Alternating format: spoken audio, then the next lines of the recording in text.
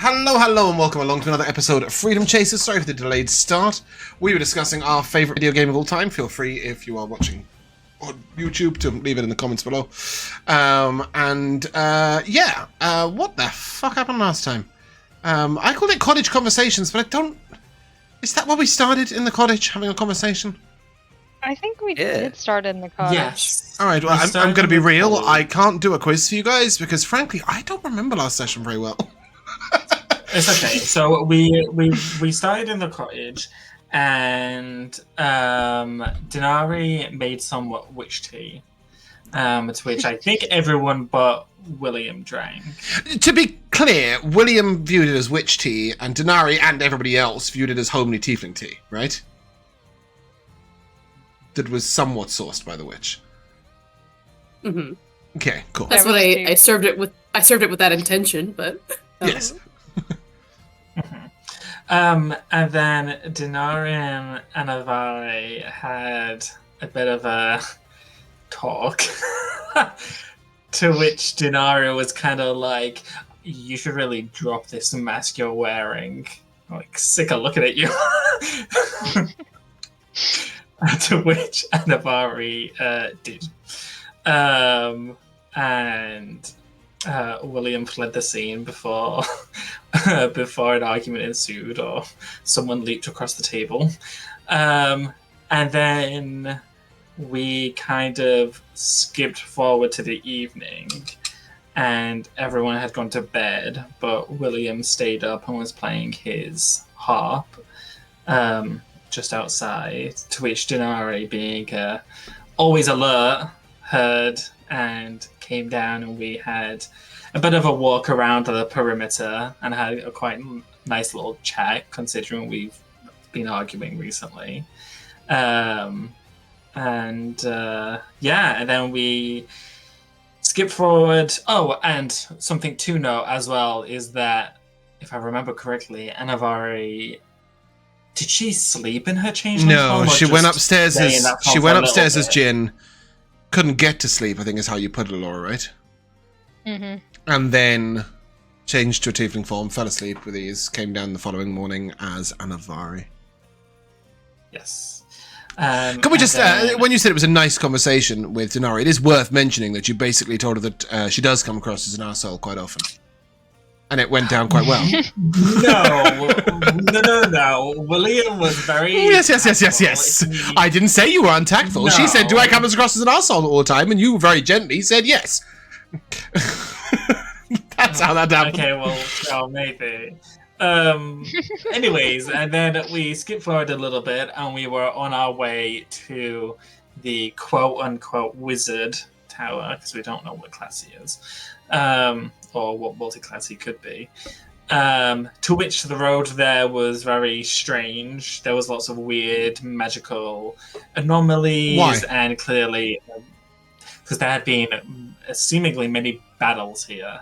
And so it's kind of like rifted the path in two. It's kind of split.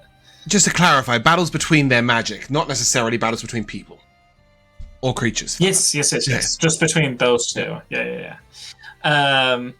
But we did manage to get to the Wizard Tower, to which he Wizard of Oz does. We did first run across some little buddies. The devil's in the details, Josh.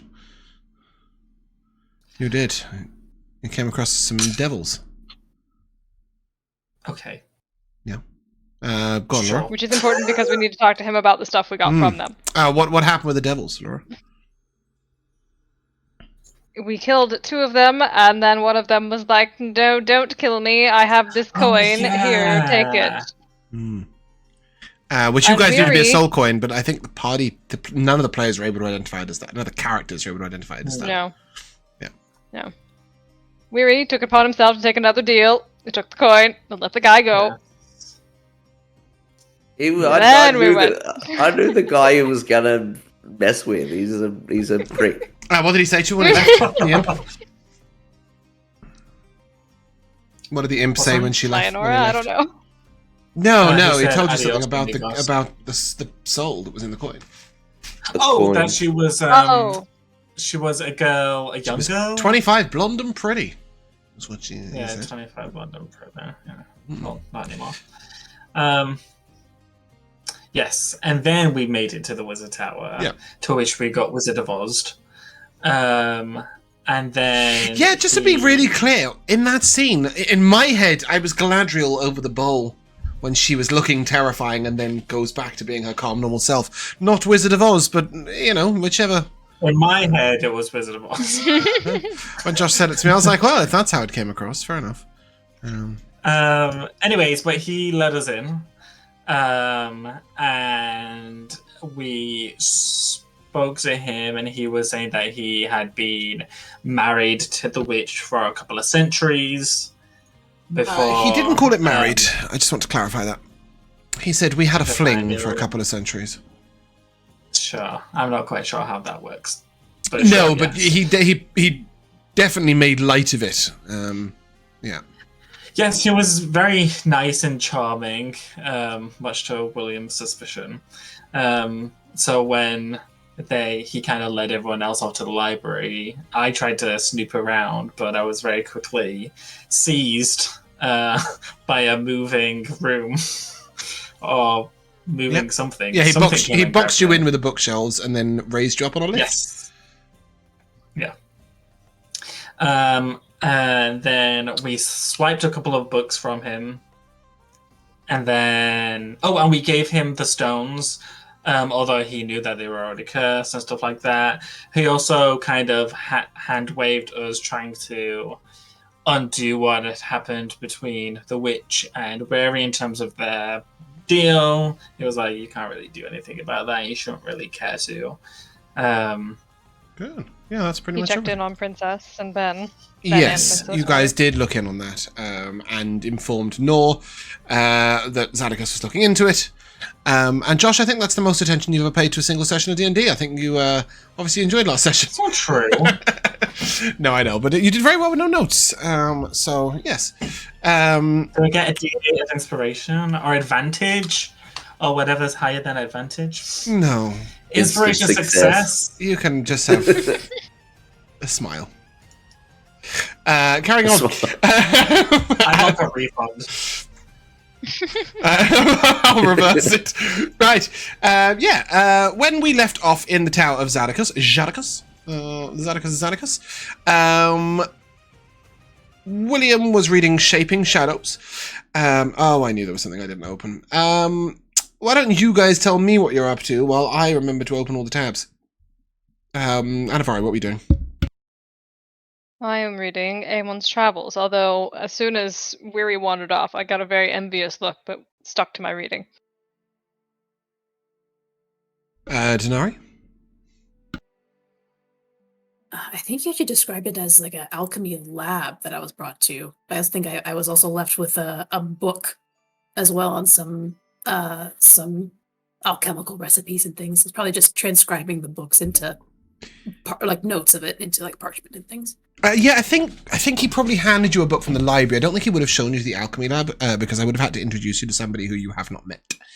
That's ominous, isn't it? Sorry, I don't know why I decided to say that in such an ominous fashion. There would be, I would have given you more information than you currently have. Shaping Shadows, the book that William is reading. William, if you read it for 8 hours, if you didn't already know it, you would learn the darkness spell, which you already know. And once you study it for 8 hours, when you gain the following benefits. When an attack would hit you, you may take a reaction to wrap the shadows around you, giving the attacker disadvantage on the attack. And if you are concentrating on darkness once during its duration, you may shape it, either extending it into a single 5-foot cube or making a 5-foot cube gap in it somewhere, potentially on the edge so that one of your teammates can see out, or potentially even, around around a single enemy so they can be seen clearly from up above or a different angle or something. So you're reading that, and it's a good read. It does feel like it's explaining a lot of the abilities that you already know, but as you read and go Well, as you go into more detail, it just sort of suggests ways of doing things that you maybe haven't quite considered, and also talks about other sources of shadow magic beyond being a shadow sorcerer. So obviously anyone can learn the darkness spell who is capable of learning spells at that kind of level. Whether you are a wizard, a sorcerer, a warlock, or potentially even a bard, I think. And, darkness can come from scrolls, from magical items, from stones, all sorts else besides. However, those that are able to shape shadow are quite unusual. Some evocation wizards claim this ability. There are some monks who study the Shadowfell or the shadow itself and are able to manipulate it, at least in terms of their own presence within it, though they can't necessarily do anything about magical darkness for other people. Actually, I think maybe some of them can move magical darkness, provided that they produced it. And you'll also note that a few other, sort of with meta magic, a few other sorcerers might be able to manipulate shadows slightly, but nobody comes close to the control over the shadows and darkness as the Shadow Sorcerer. And it will also have a little passage that says the reason for shadow sorcery is unknown. Some believe it comes from black deals made with unknown entities prior to the birth of the child. Some believe that proximity to the Shadowfell or portals to the Shadowfell can create this sorcerous magic. Some believe that even later in life, coming into contact with too many darklings or spending time with others that shape the darkness can cause their abilities to transfer. There was one man who famously ate a diet of only creatures that could manipulate and move darkness for 10 years, who gained some of their abilities. And it is believed that the great King Phaelas, Phaelas, who was one of the earlier kings of Marigal in the Archipelago, he made a deal with an item, with a crown. He made a symbiotic deal with a crown. This crown has been passed down through the generations. It is known as the Crown of the Beholder. But when he made this symbiotic deal with it, he was able to manipulate the shadows as well. So it's not the most boring read, despite the fact that you've got some information on it already. Yeah, after I've read it, I'll head up. Okay, you'll be doing that for 8 hours, so I will come back to you to ask you what you're doing after reading it. Cool. Anivari. Eamon's travels include many different wildernesses and areas. I nearly called you, Elora. That would have been fun, wouldn't it? I was trying to click on our DMs because it's in that place I know I put the information most recently. From the glaciers in the Arctic to the deserts and the plains, from the swamplands and tundras to the coasts and woodlands, islands, and marshlands, swamps, seas, and riverways. Sides, Eamon has been everywhere. When you start reading this, why is it not done the picture thing? Okay, well, I'll do the picture thing. When you start reading this book, you will know that if you study this guide for 8 hours, which is quite a long time, really, to read about this particular one which you've chosen, no one knows exactly how much help it's going to be for you, as it is traversing treks across the Tigers. Or is it Tigers or Taigers? I never know. But regardless, these are wintry northern forests, of which there are absolutely none in the southern half of the archipelago where you guys are.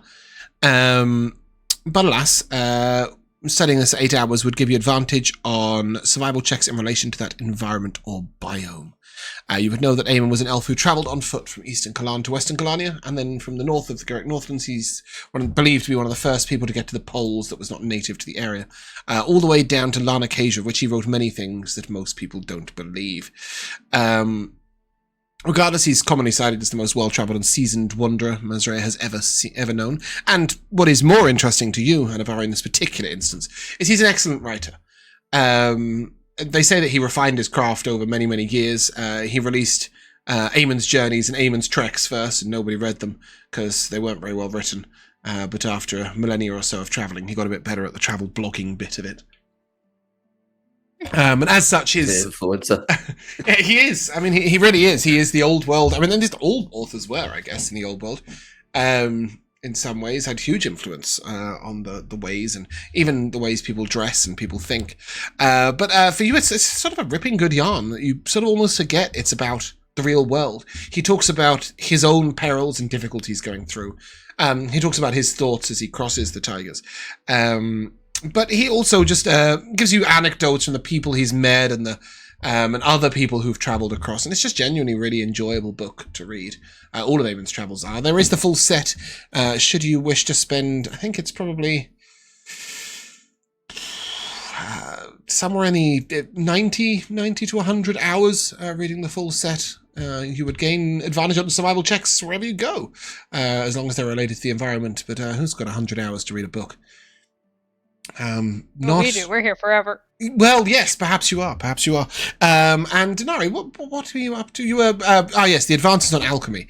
I'm just going to simply say that this is a series of methods of distillation, of getting ingredients to blend and to fully dissolve, and a sort of treatise on the simpler parts of alchemy that can enhance your potions to a slightly better standpoint. If anything, this is understanding how to get from a regular potion of healing to a greater potion of healing, or a regular potion of stamina to a greater potion of stamina, maybe including a couple of extra ingredients, but for the most part, just refining the techniques, effectively performing better with alchemy. I won't bore everyone with the details, but Bumpkin got an update to a spreadsheet.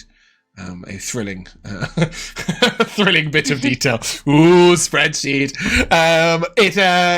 One of the most interesting things about that particular book is that certainly in terms of most of the commonly known herbal and plant ingredients, and some of the more regularly used harvested ingredients from animals, it gives a description of the sort of properties they might have, which I think is on your second tab, right? Your plants and their properties tab.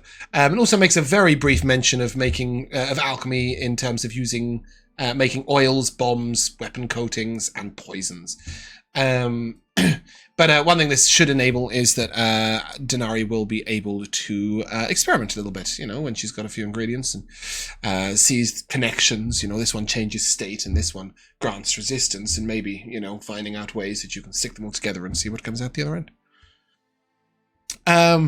Weary, you are fishing. Is that correct?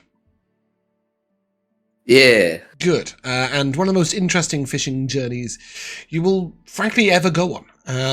You found a rod there, and after about an hour or so, Zhaddicus comes down and sort of very gently, you catch nothing, very gently sort of pries the rod away from you and hands you your own rod.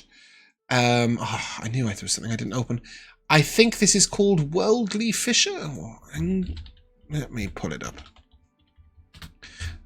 Sorry, I've got like 406 tabs open. It still wasn't enough. Angler's Worldly Fisher. Whoa, why is it that? Why is it that? It's not homebrew. Why is it giving me homebrew? Yes, it is called Angler's Worldly Fisher. If you want to add it to your inventory, he will say you should keep that. Keeps it interesting as you go around. And that's the one that he is offering you, is the Angler's Worldly Fisher. Here we go. And what is interesting about this is that wherever you put it in is not necessarily where it comes out. Oh, look, that's a fishing rod. That's not what I meant to ping. Anywhere in the material plane, when you fish from the world's waters, you may speak its command word and cast it at a point you see within 30 feet of you. The command word is go fish. When you do, the end of the line vanishes at that point and magically reappears somewhere else in the material plane in a random body of water. This could be a puddle, an ocean, a river, a little ice pool in a little hole in the ice that some Inuit is using in the Garrick Northlands, or all else besides. Despite not being able to see the end of the rod's line, you can still feel it being tugged at the water's currents. Any fish you catch in this way reappear at the point where you cast the line. You have advantage on ability checks to catch fish while using this rod. So tell you can keep that. But he will also say, the waters here are very magical indeed. Whilst this rod will extend to other lands, they tend to attract all manner of intriguing creatures. Have some patience and enjoy, and, if you are in any way hungry, just lift up that silver cloche on the table. And as you look over, for those of you who don't know, do you know that when you see those banquets with those big silver circular things that cover plates? I recently discovered these are called cloches, only because of D&D. And this particular cloche, he is very partial to. It will remain within his home, please. It can provide all manner of tasty treats. Should you get hungry. And with that, he will give you an indulgent smile and tell you fishing is one of my favourite endeavours and is an act of the learned. You'll do well learning from spending time doing that. And after he's left you, I will ask you, please, for a D100. All right. Your fishing rod begins to shake a little bit. It's an 8. An 8 on a D100. Coming in strong. And God intervenes. Your fishing rod sort of trembles for a moment, and you pull it out, and it's sort of a hesitation, as it looks like you've got sort of a big block of ice or something. And when you finally manage to pull it out, it is a single scale from a fish that measures 6 foot across and 5 foot the other way. A single scale of a fish that is 6 by 5 feet.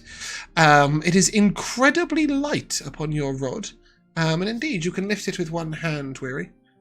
It shimmers with all sorts of different colours, and you cannot help but gasp out loud as you look at it and go, "What does it mean?"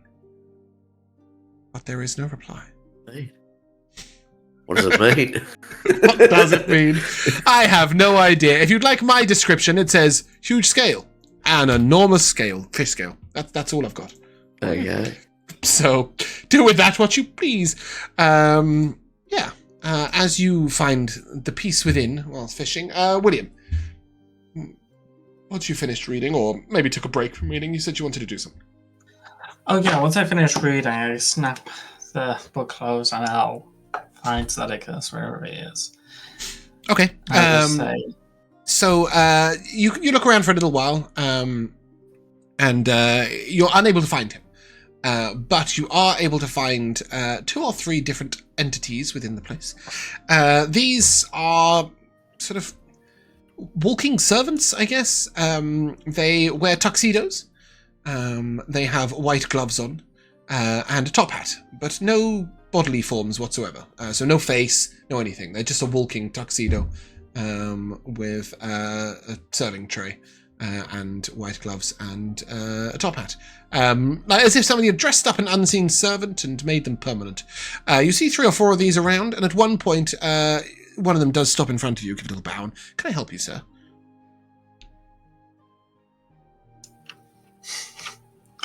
That's new for a Nazi 7. Yeah, they're obviously an improvement upon. Of course, yes. I'm looking for Zhaddicus. He's in the lower library. I can take you to him, should you wish. Yes, please. And he will lead you to the kitchen, and then into the pantry, where you will see sort of like a couple of doors that look like they lead to various larders. And then he will show you sort of the 4th door. He turns the handle and opens it, and there's a bunch of eggs and other dry goods.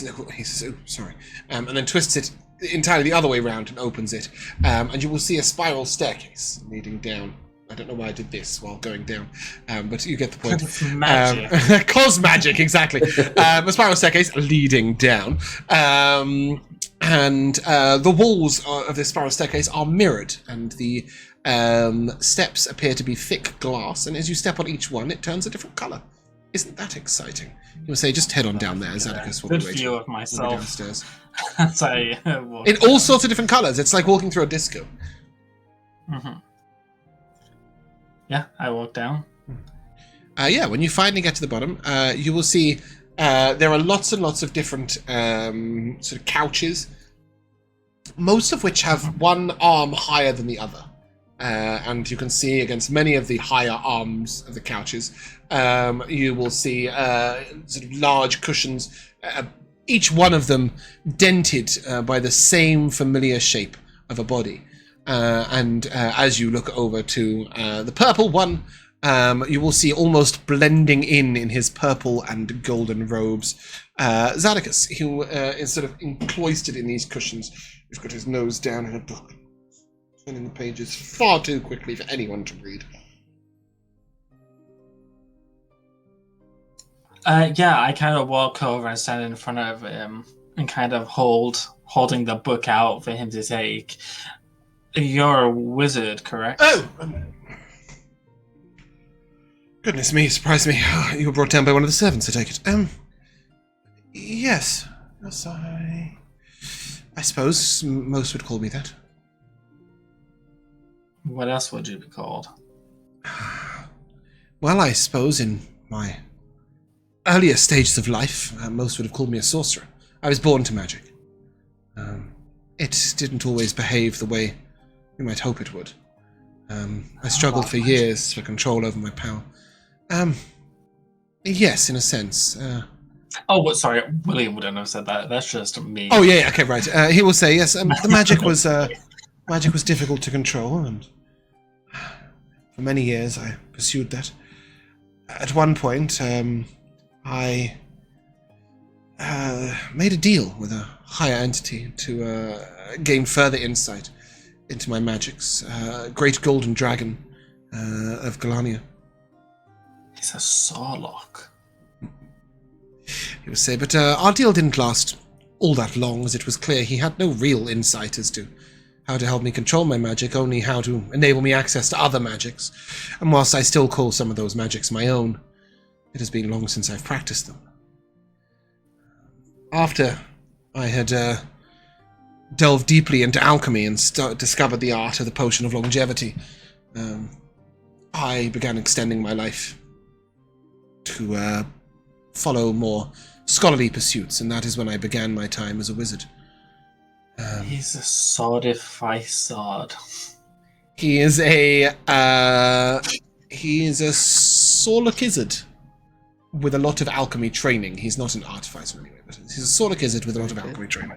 There you go. A Sarlocke. Yeah, okay, whatever you just. Sorcerer. Yeah. That's my favourite bit. Sorlock is a wizard. He's Eddie Izzard's brother. But yes, he will explain to you the wizardly magic I can completely control.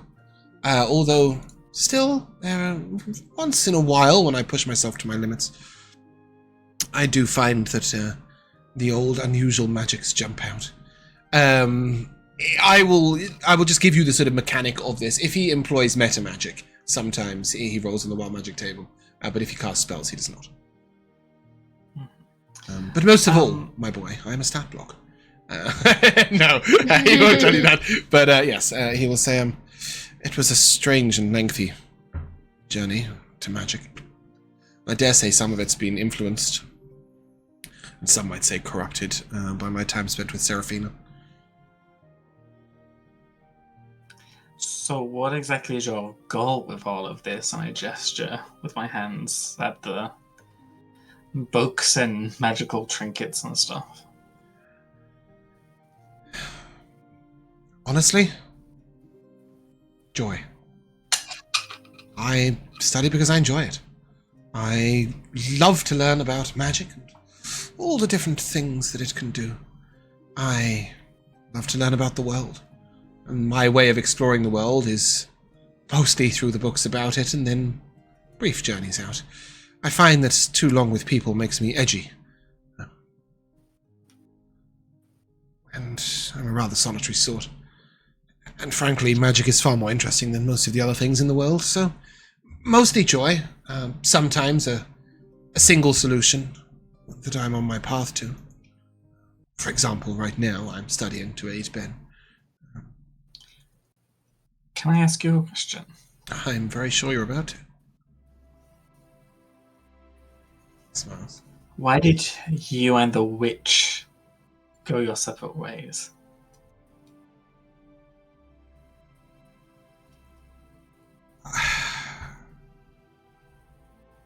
Truth be told, I've had 4 or 5 lengthy relationships and many, many, many short ones in my life, and I am no wiser to the ways of the heart than I was some 3,000 years ago. Truth is, women get frustrated with me, annoyed, angry. to eventually turf me out. I think she saw our relationship as something far more serious than I ever provided. So he wanted to stay a fuckboy, and she was like, marry me. He sort of motions, and wives or girlfriends or women in general don't like it when you forget about them because you found a particularly interesting series of books and return 2.5 months later. If you repeat that often enough, they tell you to leave. And they miss you, so they send you cursed stones. He winks at you. But you seem, by all accounts, thus far, pretty open and inviting and compassionate. And my ex-wife These aren't didn't. words that I would describe the He witch smiles. as. I am glad that you find me compassionate, but I will be truthful. Oh, I didn't mean me specifically, but you certainly seem to have welcomed us and Well, it'd be charmed the others. quite frustrating for me were I to greet you and to be unwelcoming and uncompassionate. Why is that? Well, after a while, people get angry and they throw rocks at your tower and give you a bad name. But you're Saul Lockhart. Sonic is it? Yes. Yeah, whatever it is. You're a lizard, Harry. Getting scissored. Yeah. But why would you care about people throwing stones at your tower? Matter of speech. Sometimes a man likes to go to market and not be beset upon by angry people. Surely you can change your form. As easily as I can change my personality. Then they wouldn't. But then that wouldn't affect you going to the market. He smiles at you tolerantly for a while. And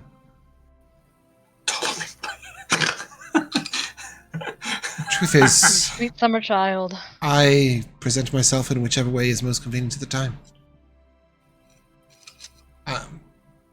Serafina called me disassociative. My wife before that called me a psychopath. And the one before that stated simply that I have no rational concept of emotions or relationships. And I was with her for almost 4 centuries. So my eyes kind of like narrow at him because I've been suspicious of him this whole time. Then who are you exactly? I'm Zhaddicus, and I can in no better way explain myself than anybody else can explain me to you. Right now, I'm somebody who's willing to help and who finds you a little bit interesting. And I'm a person who's amassed a large store of knowledge and understanding of the arcane arts, who sometimes dabbles in the world. That is the best description I can give you, if I'm honest. As he says that, I kind of like look down at my bag, at my satchel, and I pull out the book about... I can't remember what it was called, but it was roughly about like living forever or whatever. Living forever or close enough to it, I think is what it's called. Is that right? I think it was called Living Forever or whatever. I don't. Let me find it for you so that I can see what it does. Oh, you mean Living Forever by Galshindri. Yes. Here, look at him. Yes, the most powerful sorcerer. Yeah, I take that book out and I kind of hold it and I look to him. What do you know about this? It's one of the tomes it's one of the tomes I studied in my quest to live forever. And for what it's worth, I do believe I have succeeded. I no longer need any remedy, spell, or replenishment to prevent any further aging. And wounds? Hurt a lot and often need healing. I am But you couldn't die from... I'm immortal, not invincible. So you wouldn't die from battle? I most definitely could. I mean... Then you're not immortal. Actually, that is the exact definition of immortal as opposed to invincible.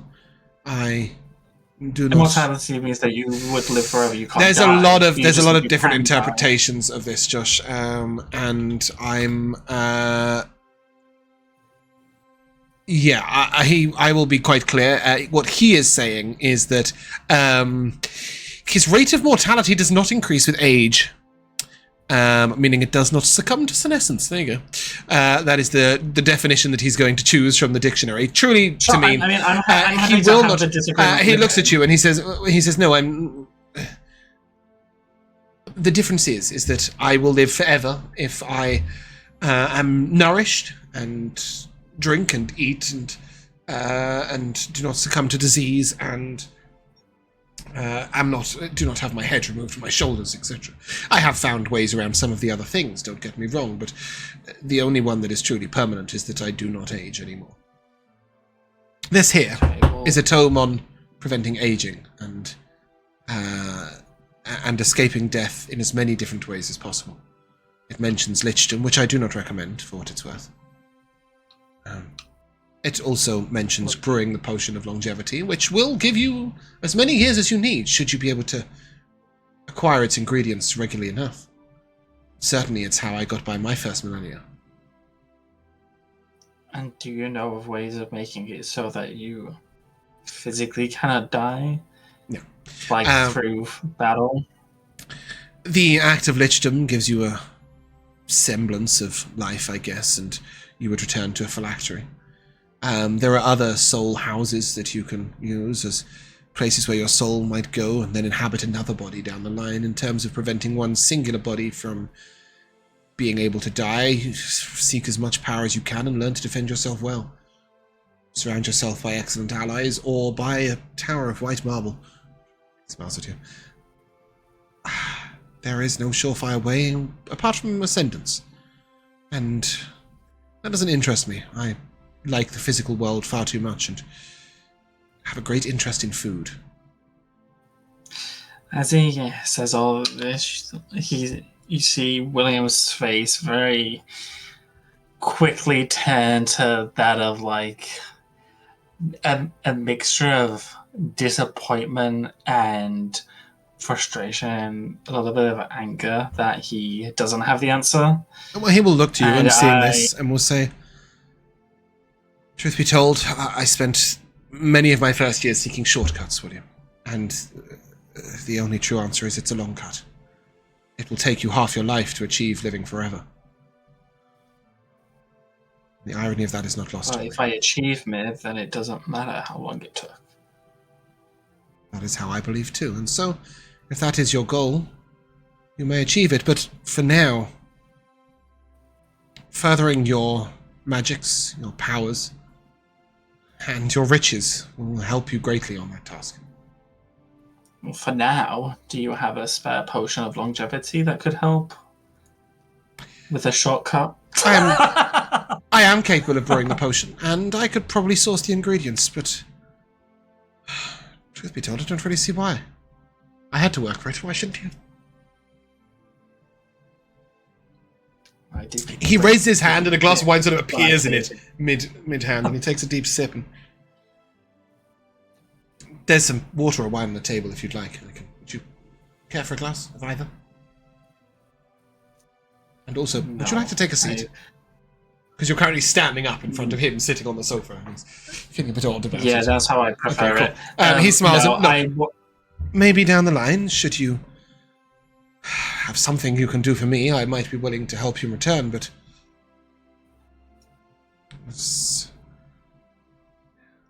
what I will say is if there are any books upstairs, any books that you would like a copy of, I'm more than willing to make you a copy. Would you like to take that one with you? He said, looks at living forever. No.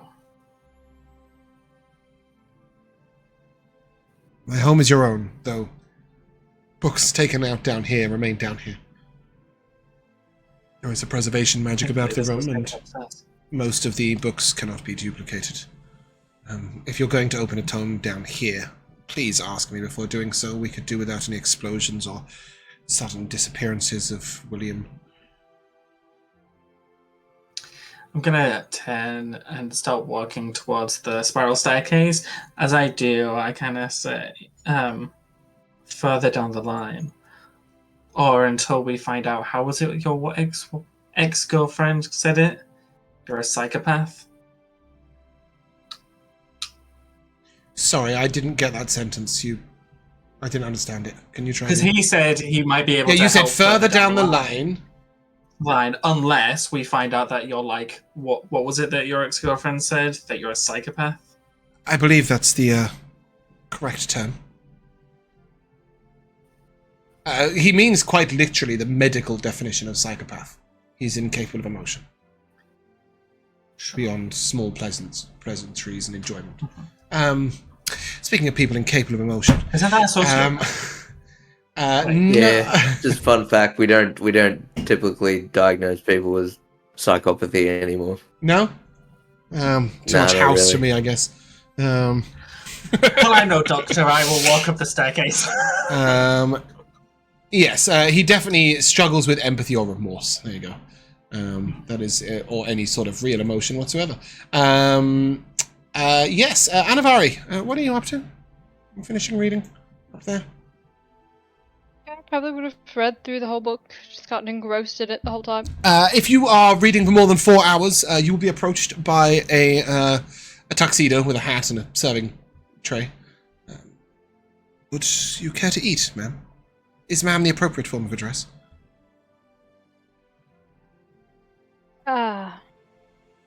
Sure.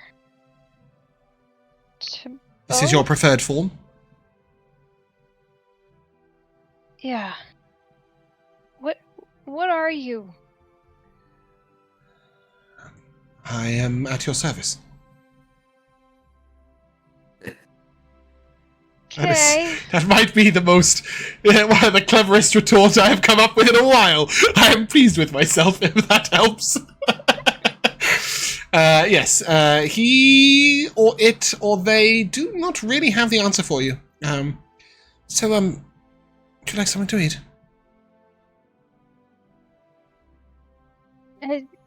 Sure. What would you like?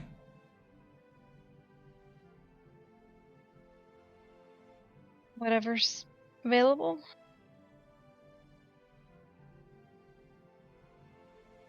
I don't mean to be rude, ma'am, but everything is available. What would you like? Everything is available. That is correct.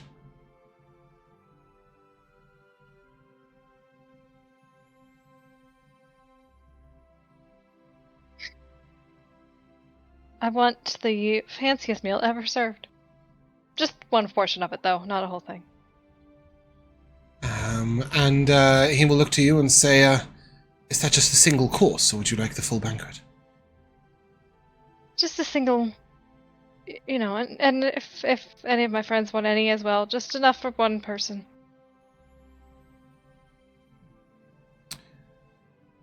He will bring you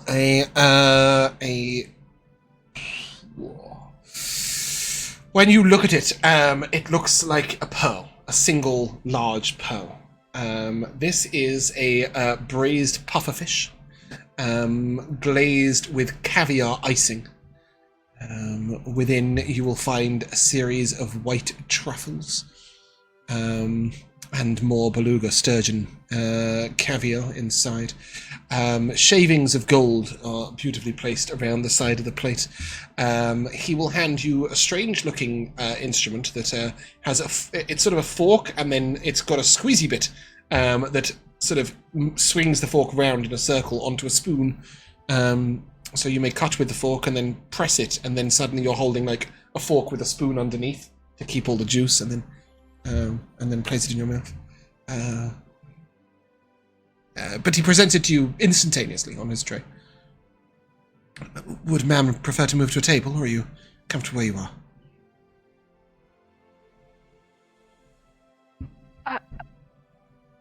I think I'm okay here. Lovely. He hands I you would sort of like turn and like look around to see if anybody else is seeing this.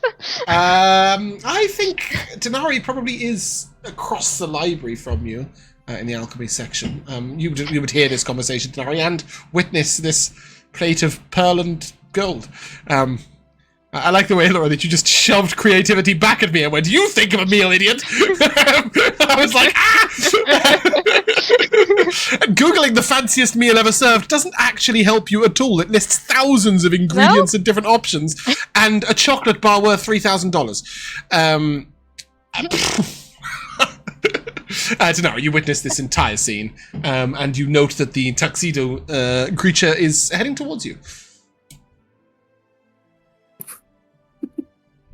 I think there's like, once he kind of moves away, and I finally see Anivari with a plate of just money. There's like a bit of a scared look between the tuxedo and the meal, and keeping like going back and forth. And they approach leaning you. over and just sort of mouthing at Dinari, "What the fuck?" And they will approach you and say, "Excuse me, is ma'am the proper term of address?" Oh, I don't know. Usually I've only ever heard that when referred to my mother, but I guess it fits.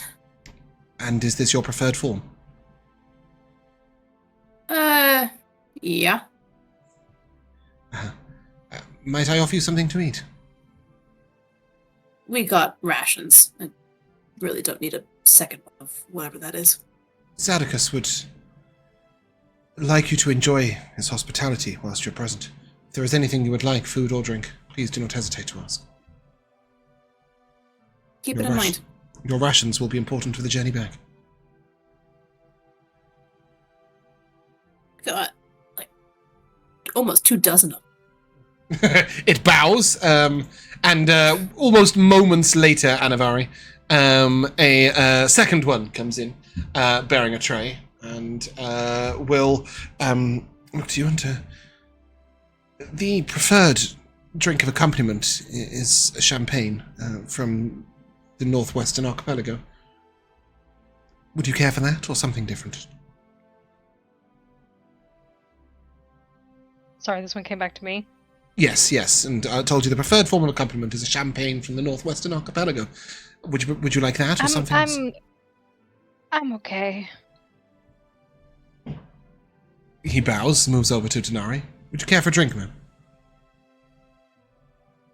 Got a water skin. Nods. And you guys will see. Well, William, did you emerge from there to back up to the library to finish shaping shadows, or are you? What are you up to? So when I come back up, I'll head straight towards Anivari. And I kind of. So you're upstairs with the other two.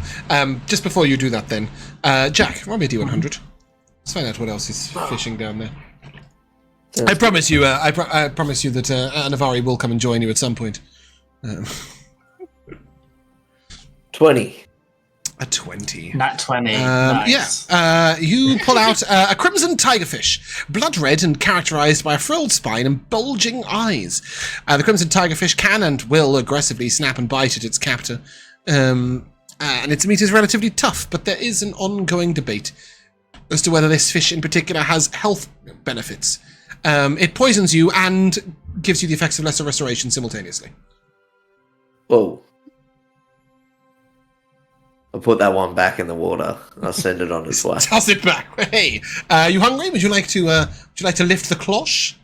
Or are you good for now? No, I'm getting a bit peckish.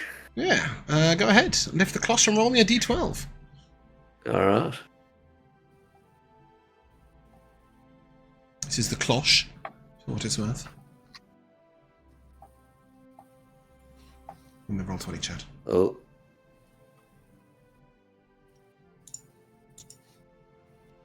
Got a 6. Yeah. As you lift it off, you will see a goblet of wine and a roasted hog's head with surrounding of crisp mashed potato and vegetables. This is the equivalent of receiving a hero's feast. For those of you who don't know what a hero's feast is, it is a great feast, including magnificent food and drink. It'll take you an hour to consume, after which you are immune to poison and frightened. All wisdom saving throws will be made with advantage. Your hit point maximum will increase by 15. Hitting you 15 as well. A rather nice meal.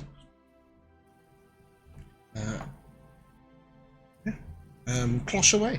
William, you approach Anivari. Yeah, I'll approach Hold on. As you walk up, I am just like playing with this little fork spoon thing. I have not touched the food yet. I'm just slipping it in my fingers. Fascinated by the weirdest. I wasn't considering, the spork is obviously something that already exists in the real world. I would like to think of this as a foon.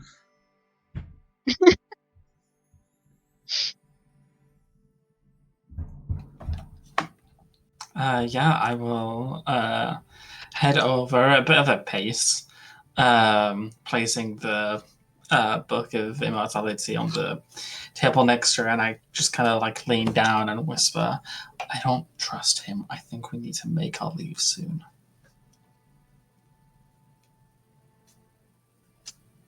I mean, I would say trusting him is going a bit far, but is there something wrong? Well, don't you think he's been a little too nice? He just openly told me that his ex-girlfriends, for which there are many, apparently. He did also tell you he lived over 3 millennia. We've had a couple of relationships into that time. He said a couple of serious and many not so serious. Many shorter. Sure. Characterize him as a, quote, psychopath.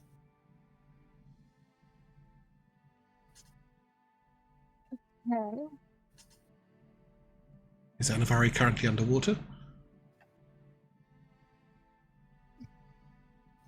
Hello?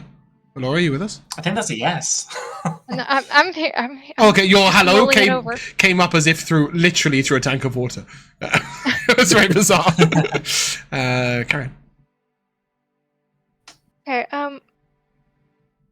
I mean, that's not great, but he said it to you, so it's not like he's, I don't know, hiding it. So, he's really open, knife at my throat that I can see is better than one that I can't?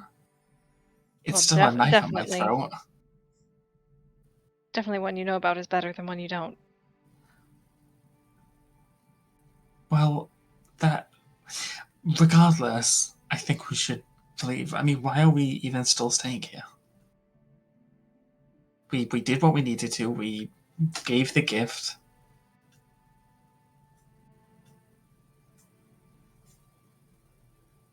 Sorry, my dog is howling in her sleep next to me. Aww. I think he wanted us to stick around. Well, I guess he researched about Ben and Princess, and we kind of wanted an answer for that. I mean, I guess it's not necessary. I mean, we saw him use magic to speak to people at a distance and see them. I'm sure whatever information he has, he can just do that again. He is a Lockizard, after all. He's a what?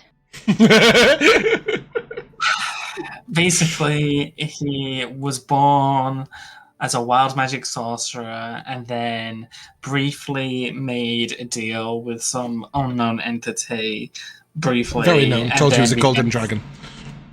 Sorry, a golden dragon, which must be a homebrew subclass. And then went into wizardry.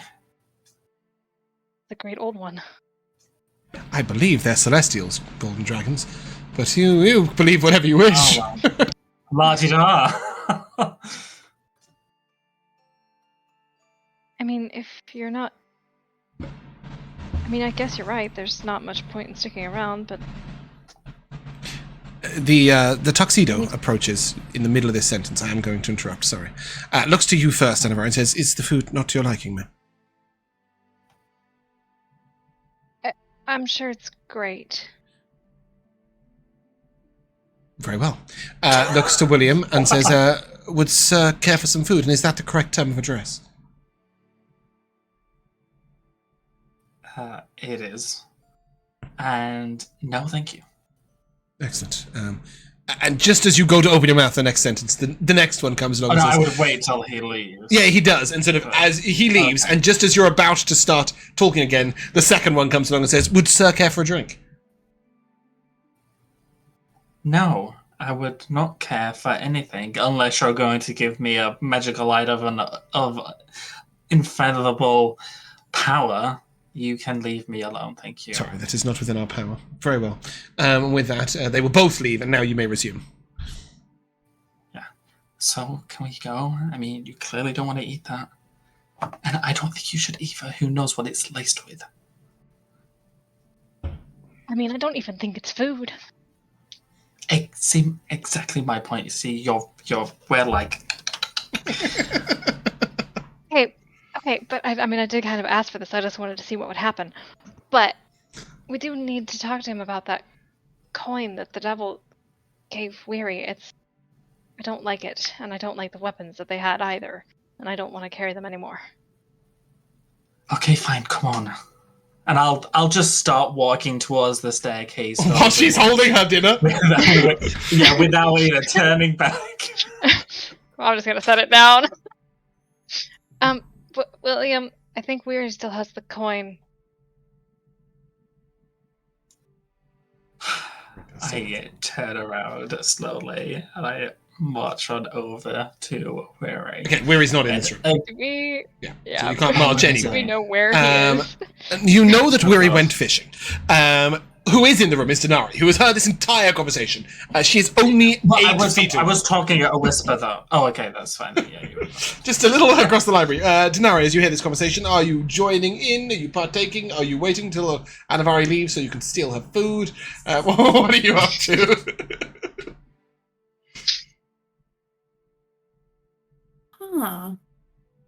What time is it right now?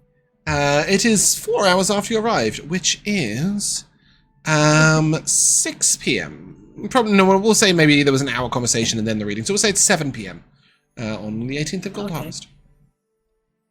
All right. Yeah. No. I guess also hearing William's desire to kind of get the fuck out of here really quickly before he storms off. I'd be like, I was already planning on setting up the cottage chest outside, anyways.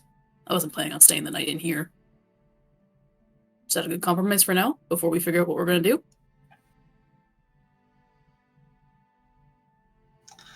Sure, but can it at least be, like, out of... I'm saying all this at a whisper. Fine, but can it at least be, like, out of direct view of this tower? Whatever makes you happy. Sure, whatever makes me happy would be us leaving completely, but you wanted to compromise. Oh, sorry I make such an outrageous request. We'll do whatever. Apology accepted. Do you know where Weary is? He was going fishing. Great, because that helps. You do This know ain't my he can tower. probably hear anything we're saying. Well, I can't guarantee that. I mean, we were up here and he could see you, and then he did a bunch of stuff and brought you to us, so... I'm just saying.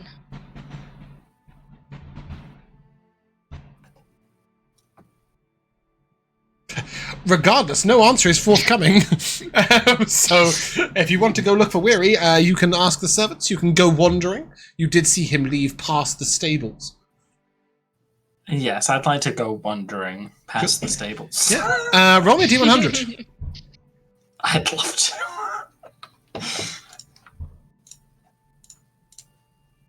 I'm going with him.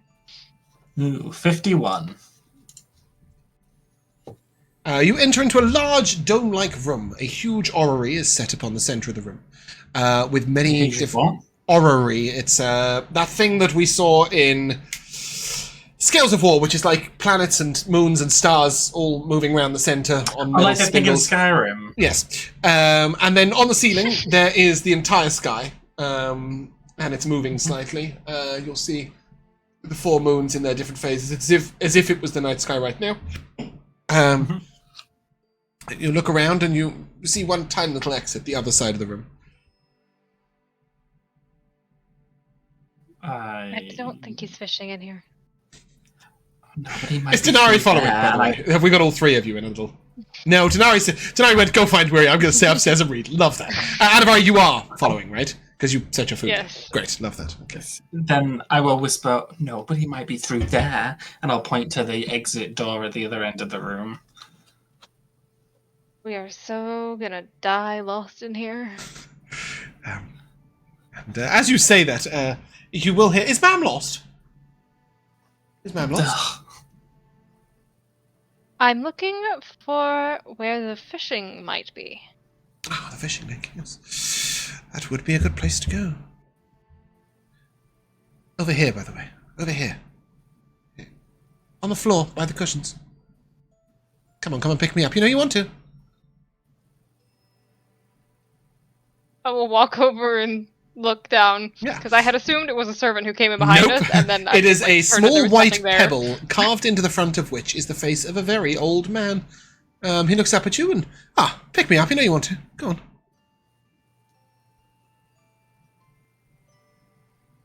What the heck? Okay, and I'll pick it up. Yeah. Professor Damocles Masherian at your service. I know the many rooms here, although my sense of direction is not excellent. I will manifest a hand. Do not be afraid. And with that, little mage hand will appear in front of him and point the way. And you may follow your sat-nav to the fishing lake. You may add this to your inventory, if you would like. Elora, this is a Professor Orb. Ooh. Okay. He said, do If he take can me for... manifest. He can carry If he himself can with mage manifest hand, the but he mage. can't also point the way. He needed her to tip him up so he could see straight ahead. Otherwise, he'd be looking directly at the ceiling and trying to work out his direction. That makes sense. And he finds it very difficult. So yes, he will point the way. Professor Orb, you may add to your inventory. And he will say, when you do leave, if you are leaving, which you seem to be thinking about, not that I can read your mind, I just heard your conversation as you came in. Would you mind taking me with you? I've been here quite a long time, and frankly, I'd like to see a bit more of the world, and he keeps forgetting me in various rooms, decades at a time. I just sort of look at William and I kind of give a shrug of do I take this thing? I give you a look back that says, you've got to be kidding me. And then I shake my head and go, no. I know many things and can be of assistance in many situations. Well, you're not on D&D Beyond, so I can't keep you. You are. I am. I am. Well, that's that then. What do you mean I'm not on D&D Beyond? I most definitely should be. Well, I'll tell you, I'm looking at you, ain't they? Is it not shared in this? It might not be Regardless, I shared will in this group. carry Here you it. go. It's there. You may read all of that if you wish. Or not, if you don't. It's a 5-foot sphere. It's not a smoky grey quartz, it's a white pebble. Not a 5-foot sphere. No, 5-pound sphere, sorry. It has an intelligence of 18, a wisdom score of 11, and a charisma score of 11. It speaks, reads, and understands English. It's good, isn't it? Common, Elvish, Draconic, and Abyssal. And can hear normally out to a range of 60 feet. It has no goals of its own, except for seeing interesting things. And it has extensive knowledge of 4 narrow academic subjects. Should you ask it at any point, I'll just tell you right now. They are the stars and constellations and their and the gods in relation to them. You want to copy and paste anything? I can type it. Put it all into it. Stars and constellations. This is me giving you this. I choose these areas. And the gods related to them. The varied fauna and flora of Varalia, a region in Baldania. I don't know how that's going to help you. The use of familiars. And the art of wandcraft. There you go. He does also have broad knowledge on many, many, many other topics. And I will get the Professor Orb into your inventory when I can.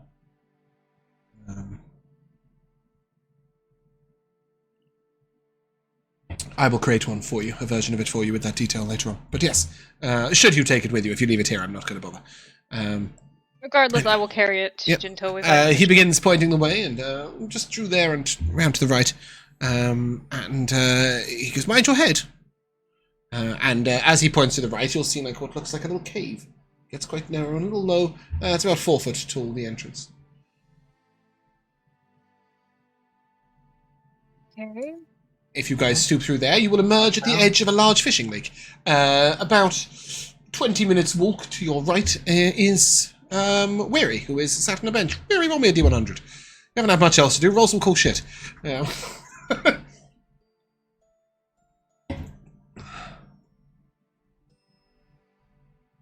Low rolls today, 17.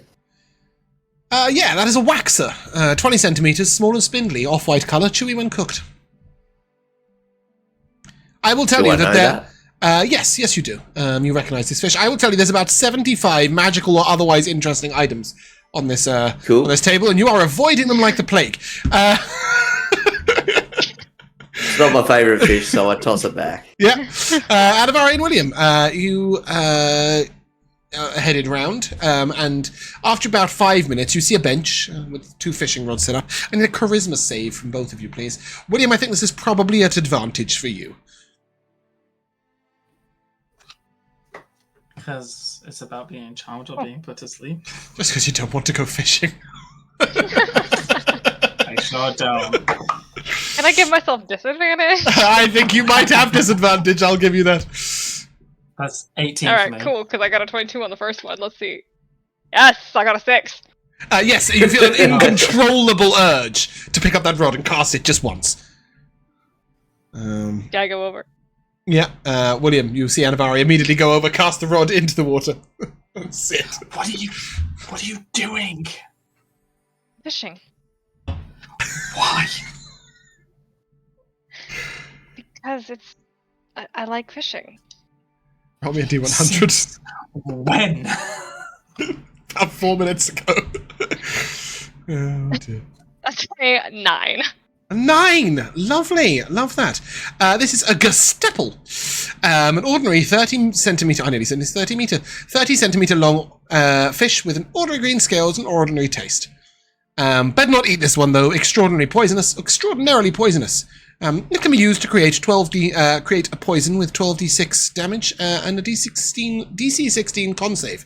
The Professor Orb will tell you that. Gustepel.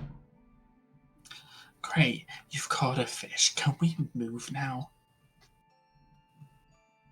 Well, I mean... Looking round, you do see that there's a bench a little closer to Weary that you could potentially sit on, fish, and talk. Alright, fine. We'll walk over there. Yeah. As the three of you get together, Weary, there is ever so slowly your bench begins to elongate. And a second fishing rod sets up next to you. Anivari sort of takes a seat with no choice whatsoever.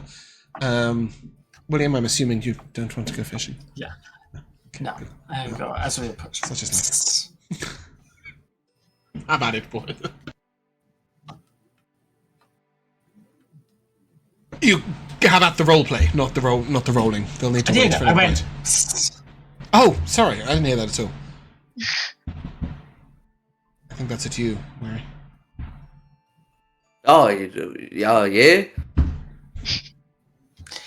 We need to leave, and a certain fisherwoman won't leave before we talk to Zhaddicus about a certain soul coin and devilish weapons. Coin. So, You don't know that is a soul coin. sorry, the weird coin and the devilish weapons. So can we all collectively move? What do you want to leave? Because I don't trust this Sorlockizard. What's that? It's whatever Zhaddicus is. He's not to be trusted. He's been labeled a psychopath by many people who have known him, and he's just a little too friendly for my liking. Exhibit A, and I gesture towards you two fishing. You may both roll me a D100. Please. There is one thing that would just amuse me right now. It's more than anything else. A rainbow fish. 10. 35. With a 10, you get an arcane bluefish. You'll have to ignore my shorthand. If you eat it, you get cold resistance for an hour. And what did you say, Elora? 35. 35. A true ironfish. A long eel-like fish native to the warmer waters of the south. So named for their incredibly tough scales. Not only is its meat tasty, locals of the jungles use its scales for jewelry and sometimes even armor. Know that one. Don't know this one. It's a bit cold to the touch. I'm just going to throw it back. That's a good one. We're keeping that one. So you're not trusting somebody called him a psycho.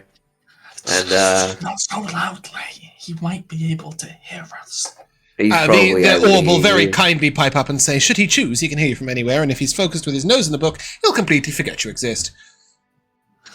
Wonderful. You can be quiet too. Thank you. I'll do it for your liking. His eyebrows sort of twitch a second. His bushy little eyebrows twitches and his pebble. He's now holding himself, the mage hand. Is like a fourth member of the conversation. Looks to Anivari and, should I adhere to his demands? Don't mind him. He's always like this. But I should be quiet anyway, because it'll be more convenient for you. Perhaps. He folds over his lips.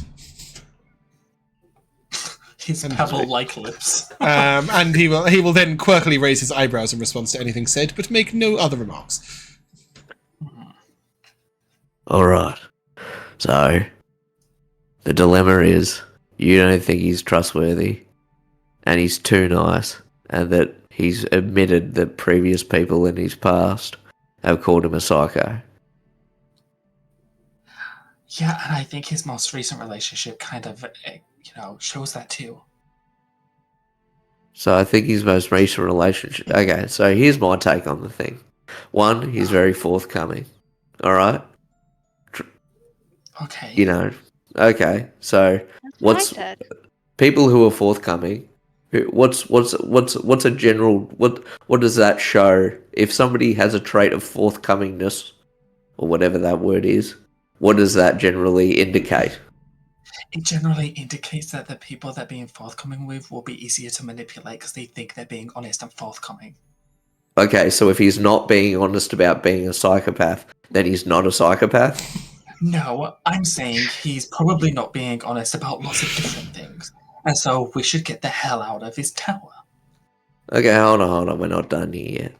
So the other thing is, he seems to have a vested interest in people that he finds interesting. So let's look at the common denominator. One of the common denominators between us and maybe the witch is that, I don't know, we have a bit of a part to play in all this. We are not the chosen ones. We are not the saviors of the realm. We're just a couple of adventurers. Yeah, who have seen to have gotten their sticky fingers in a lot of different situations. Yeah, maybe we should remove those fingers out of those pots then. I'm glad you agree. Can we move now? I don't agree. I think it's more fun this way. Anyway, the other thing is, surely if we just leave and he's really interested in us and a psychopath, he will just get us back. Because by being a Sorlock Izzard or whatever the hell you called him, I'm assuming he's able to do all sorts of fucking shit, mate. Sure, but would you like to at least have a fighting chance to get that? Or be in his own personal death trap? I'd rather get on his good side and do as he says. But that's just me. I'll also put in that the longer we stay here, the longer before we have to go back to Serafina. At this moment, we're going to leave you there for a second, and we're going to come to Dinari. Dinari, Zhaddicus comes up the stairs and looks at you, and you're still reading that alchemy book. Good. It's interesting, is it not? Quite useful. Good. I'm Oh, glad. thank you. It expands my knowledge base quite a bit. I hope you don't mind that I'm kind of transcribing things into my own notes. It's just. And so you should, though, if you'd like to take a copy of it, that can be arranged. All the books up here are easily duplicatable. Oh. Well, then. Huh. I mean, that would be nice. He moves over, can't puts get his finger down. on the book, and then hands you another copy, a fresh copy, with his left hand. Oh. Thanks. I mean, I was just debating if there's also merit to be had in creating a book of my own with this thing, but. Perhaps, indeed. I mean, most budding alchemists keep their own journal, but just in case you need to reflect back on this particular book on the way. Oh, that'd be quite nice. Good. Glad you find it that way. I've found something about Ben's condition, and it strikes me there were 4 of you here earlier. There was 4, right? Yes, 4 Yes. of you earlier. Now there's just the... Well, I did send the smelly one off to fish, didn't I? What about the rest of the... Well, yes.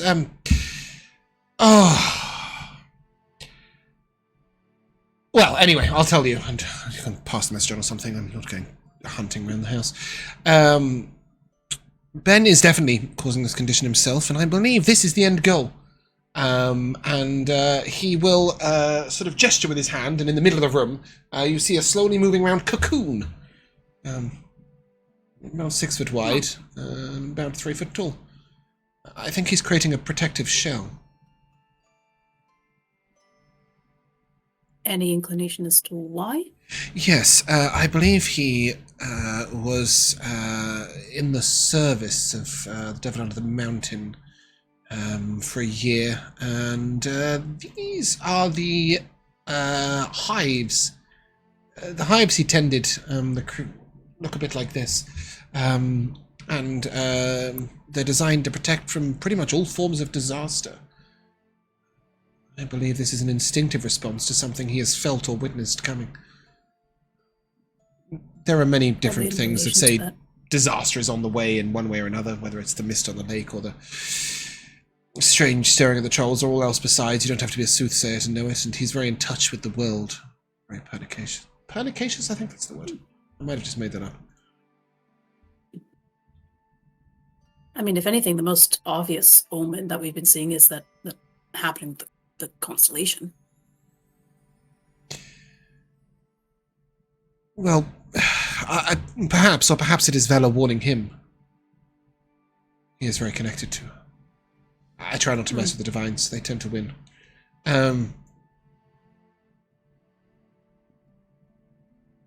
Perspicacious, that's what I was looking for. Totally different word.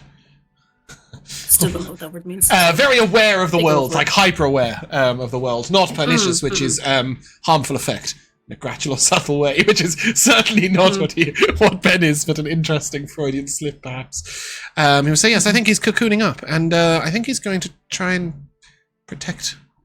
What did he call her? Princess? At the same time. Yeah. Though it would seem he's doing this subconsciously, which many druids, in some ways, their magics work subconsciously. I suppose it's something to do with walking around sniffing the earth all your life. And you become a bit instinctive, like a beast. Mhm. I mean, if he's turning into some sort of cocoon, obviously that's a third stage in this kind of metamorphosis. Eventually there will be I would guess that he rebirth would of some emerge much like he is now, after perceived disaster is over. It's a protective cocoon, not necessarily a stage of metamorphosis, as you say.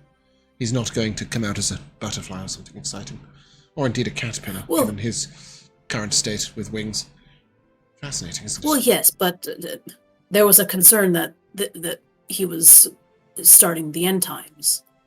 I mean, you'll still say that there's some sort of major disastrous event that's going to be occurring, but Or at least that he his perceives... state right now. Yes. Mhm. For all I know, his house might collapse. Well, as you said, there are various omens that could cause worry. God knows Yes. what they'll bring. Knowing our luck, he's protecting himself from something that's going to affect his bees. He has some sort of hive connection with them. The 3 or 4 cases I've read of this before were long, long ago, and various druids protecting themselves in other ways based on things they'd seen. But they didn't have a hive to... I wonder if he might create a 20-foot cocoon. That'd be quite exciting. The problem is that process might kill him. Overexertion of the power. Has Nora been informed of all this yet? You're telling me first. Well, you seem the most interested. Nor sent you on my behalf. I can contact him. I could stop his connection to his magic. But that seems rather a drastic solution. Though it would prevent the changing. Best thing to do is to mull over this decision with another druid. I got nothing else to give you. Yes, you're right. Would you perhaps fetch those friends of yours and... Or I could... Hold on, let me do it. Would William, Weary, and Anivari please report to the library? Would William, Weary, and Anivari please report to the library? And it just booms out over the entire 106 room tower. Weary and Anivari, make a charisma save for me, please.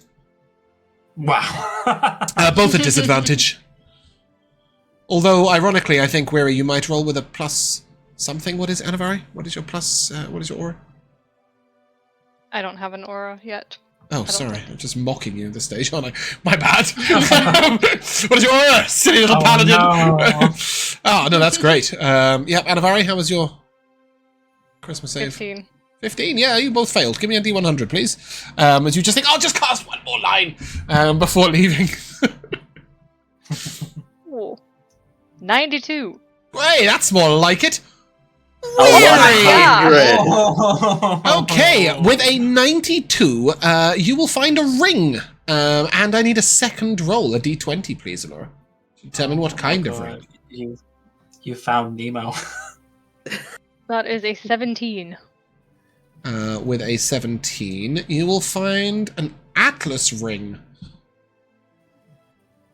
You might find 2 of these on D&D Beyond. It's the one that requires attunement, I would guess. Probably. Let me have a look. I'm not sure if it's Atlas or Ring of the Atlas. I will have a look now. It is the Atlas Ring, not Ring of the Atlas. The Atlas is an Earth Exos item. So it's whenever you crit, you gain life equal to your con modifier. Oh, wow. But it is an attunement item, so it won't last forever for you. D100, however, gets you a bulging mollusk fish. This small little fish is a bulging piece of meat that delivers itself readily to your hand. You have an uncontrollable urge to eat it, and when doing so, your hit points would increase permanently by 3. Fuck! Wow. Excuse me. What you want to do is go to your manage character thing and actually increase your rolled hit points by 3. This is one of the reasons that we have rolled hit points, so that we can do things like this. Can Zhaddicus touch this with his right hand and copy it with his left? No, he cannot. He can't even copy the books downstairs, let alone the bulging mollusk fish. I think you were just, Weary was just sandbagging this whole time. I got a 6, a 4, a 10, a 12, a 2, a 100. But yeah, with those 2 items in hand as you head out, but for the rest of you, you see Weary fish up this very odd-looking, it looks a bit like a burger with eyes, and he just sticks it straight in his mouth. It's delicious.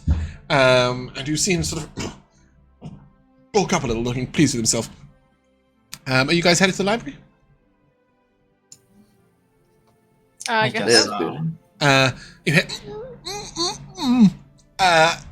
You can talk now.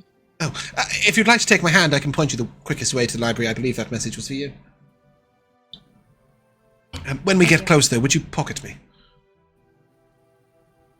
Well, he remembers I exist. It's not thievery if he's Sure. forgotten. Right? I just Right. sort of shrug at William. As you guys head up to the library, you will find Zhaddicus there, who will explain everything that he just explained to Dinari. Basically, that he believes that Ben is creating a cocoon to protect himself from incoming disaster. Should it only protect him and potentially Princess, it should be absolutely fine. And he will emerge, much as he is now, post-disaster. However, if he does try and encompass his hive, he believes that it might kill him through overexertion. How was the fishing? He looks to Weary. Oh yeah, no, it was good, mate. Great. Yeah, no, Wonderful. but that's a dilemma, isn't it? What is? The whole Ben thing. I suppose. I was saying to Dinari that one of the only solutions to stop him from working his magic the way he is to cut off his connection to his magic, but that seems quite drastic. Otherwise, it's sort of sit back, witness, and hope for the best.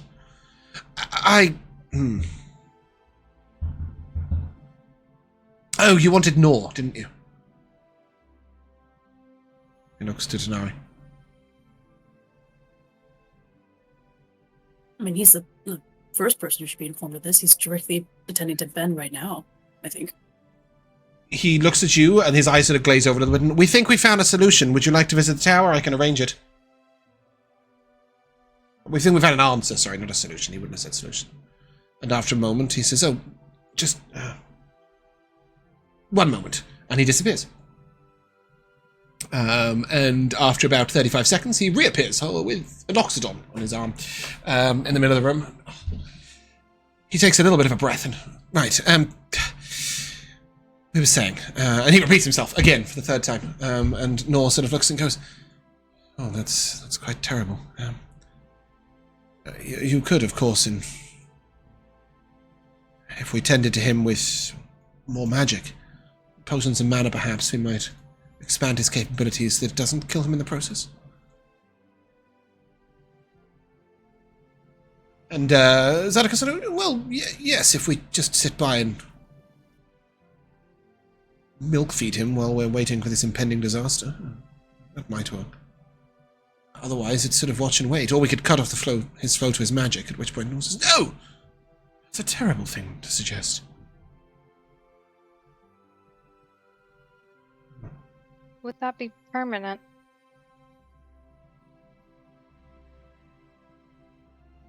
Zhaddicus thinks for a moment.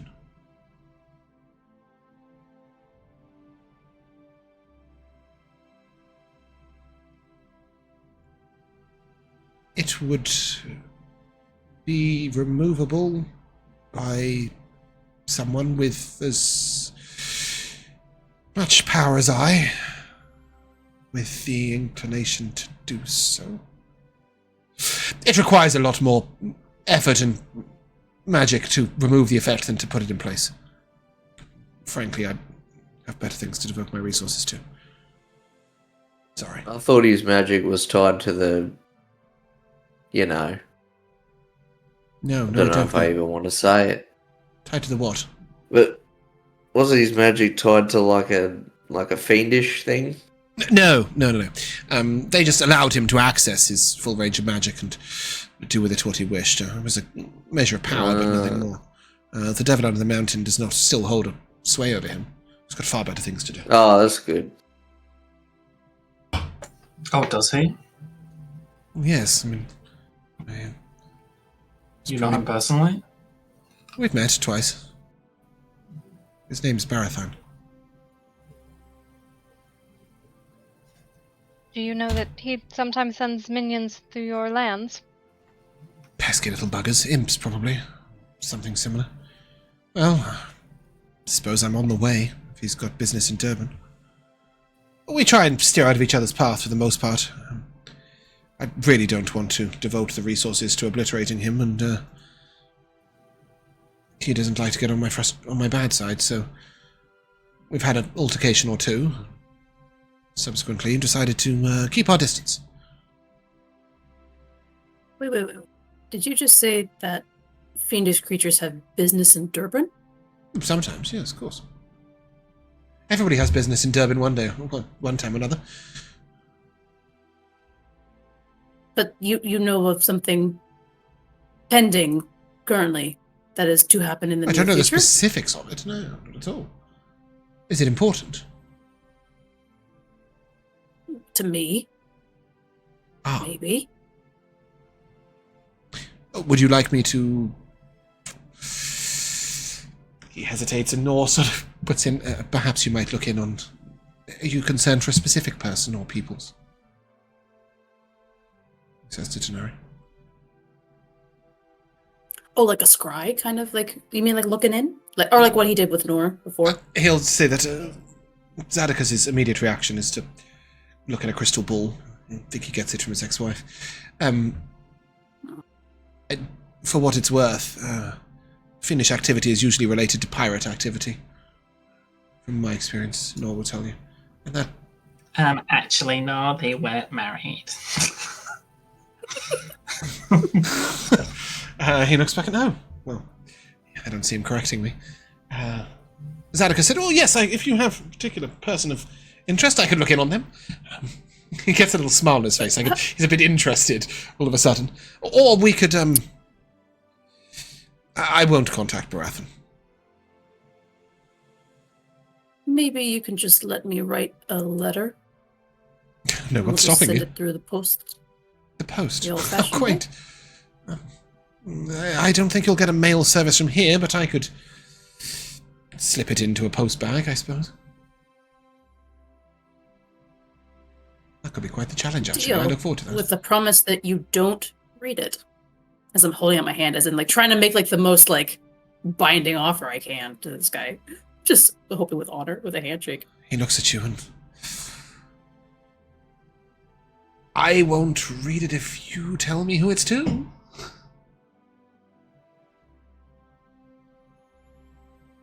You're gonna have to put the name on the front anyway, come on!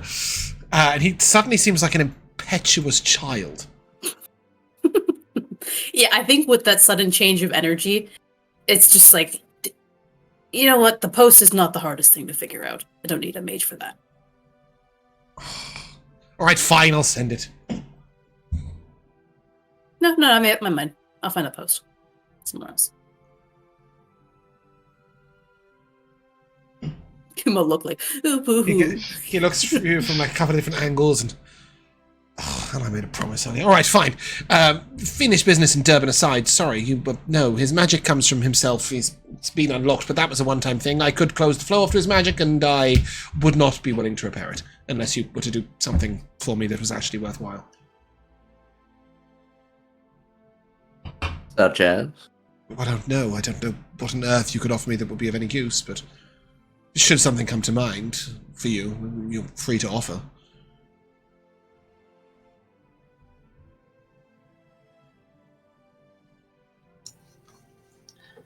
Well, anyways, on a slightly different topic, we actually have something to ask you about. Oh, good. Weary. You want me to tell you something about Weary? No. Weary has something to show you. Oh. Weary? Nor looks over and, excuse me, am I needed for this? I don't think so. Can I borrow your alchemy lab? Looks at Zhaddicus and Zhaddicus, yes. Off you go.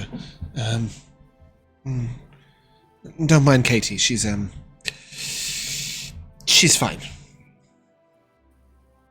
Nor sort of looks very well. And he heads off, clearly knowing his way about the tower.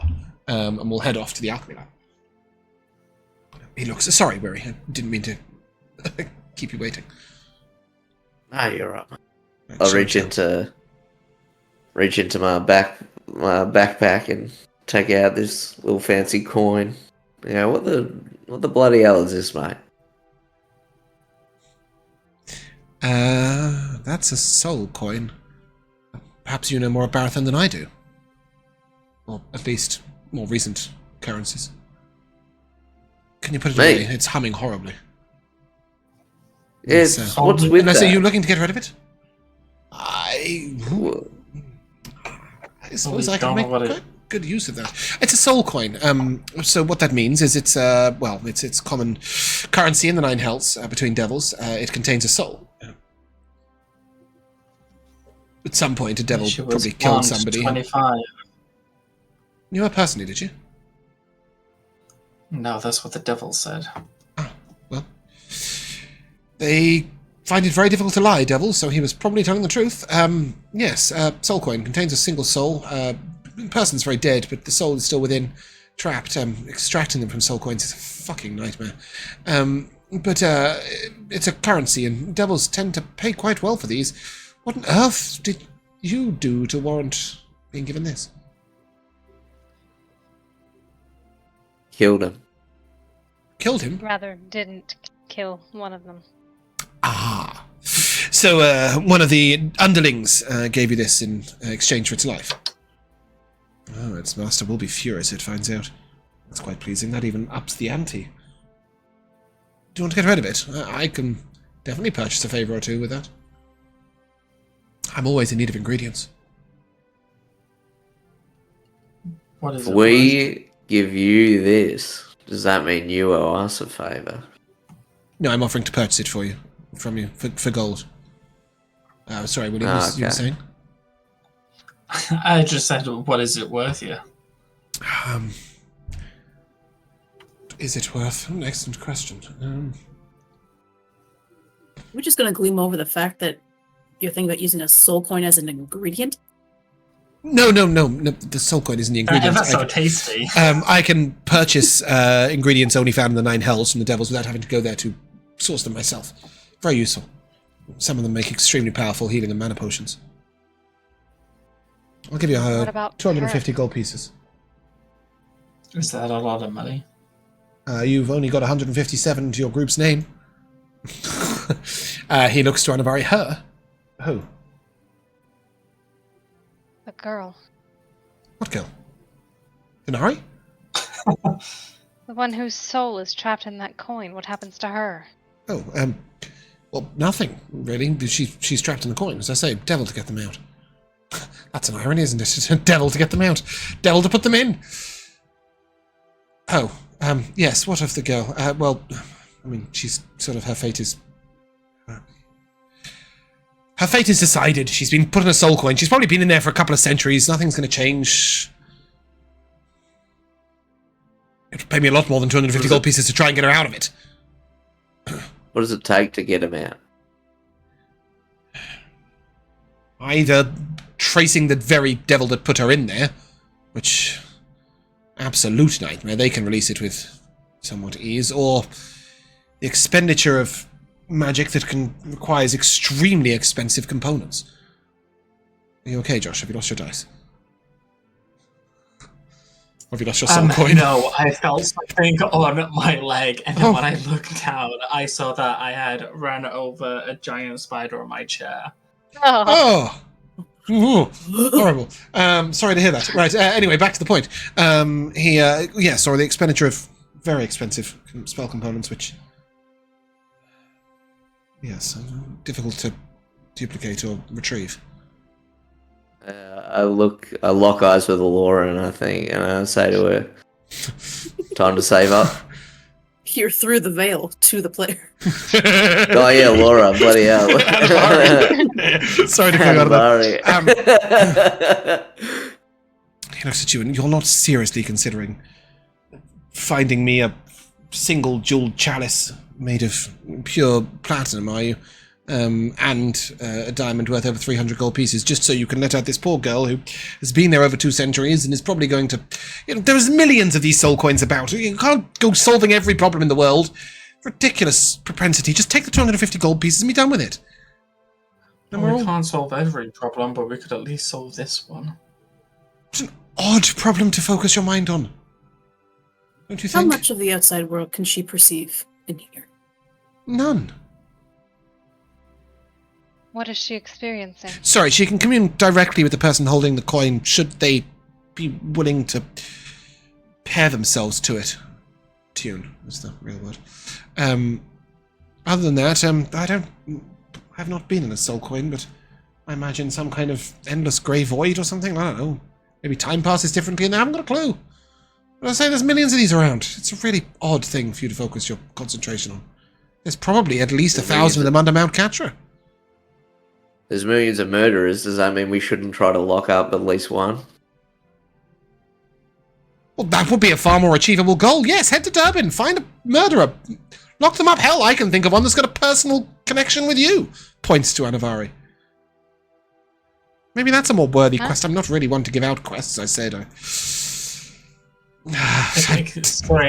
I don't tend to employ pawns. Wait. Which bit? What did you just say about Anivari? Well, I was getting there and you just interrupted me. I said, I have no quest for you, no task or a quest. I don't tend to employ pawns. And I have little understanding of the fascination that Seraphina has taken in you specifically, but, well, I understood some of the things that piqued her interest, and I do know of somebody who might help you trace your roots a little bit, Anivari. Maybe you could find one of those murderers and kill them. The path of vengeance is often one fraught with regret, disappointment, and bitterness, I'm told, though, if it's a route you wish to pursue, whether your reasons are noble or otherwise, I do know someone who could be of assistance.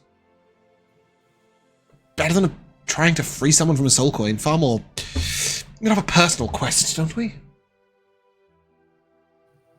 Give up on the coin. Really. Did he say we all have a personal quest?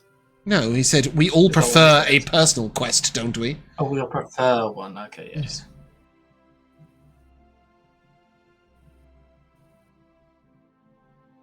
I'll just ask to at least let me light a bit of incense, at least prior to the... You with this let me thing, and then the most inconsequential thing afterwards. Do what you like with your incense. He says, but will you take the 250 gold pieces? I look at the coin. I look at him. No. No. No? No. He looks at you With and... extra W's and R's. Honestly, your mind is fascinating. The deals you do and don't take. Alright, fine.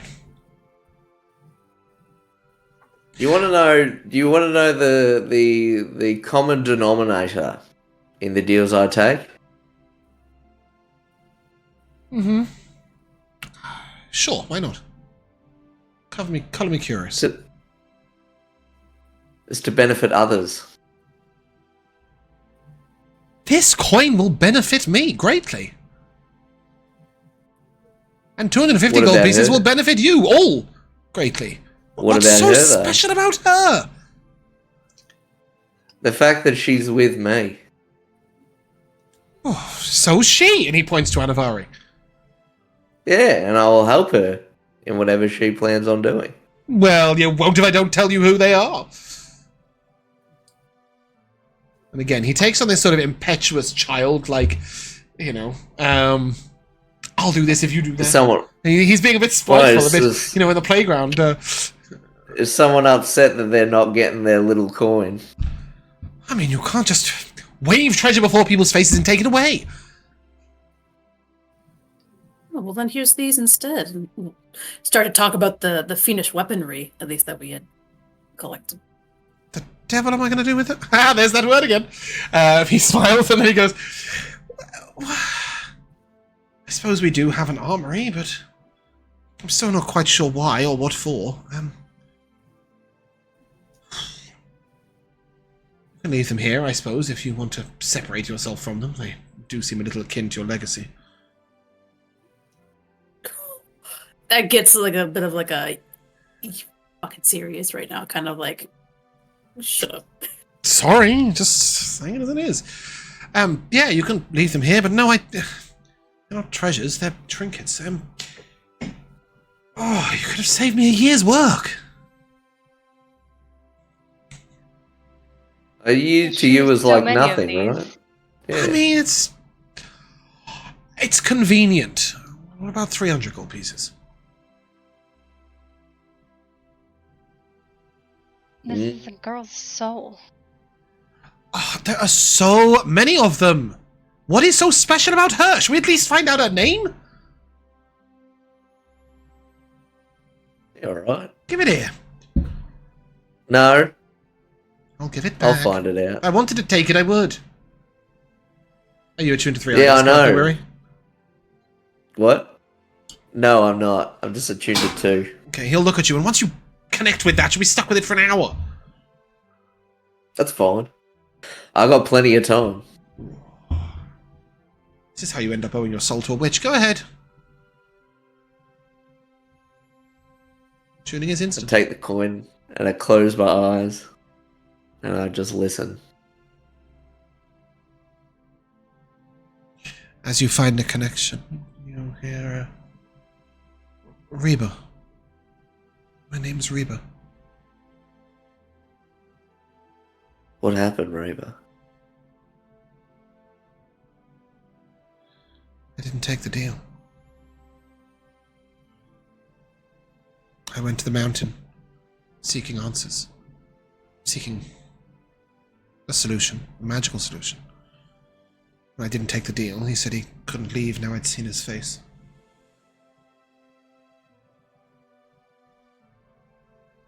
I tried to take the deal afterwards, bargained for my life, you know, as it is, but he said my choices had been made. And so he killed me.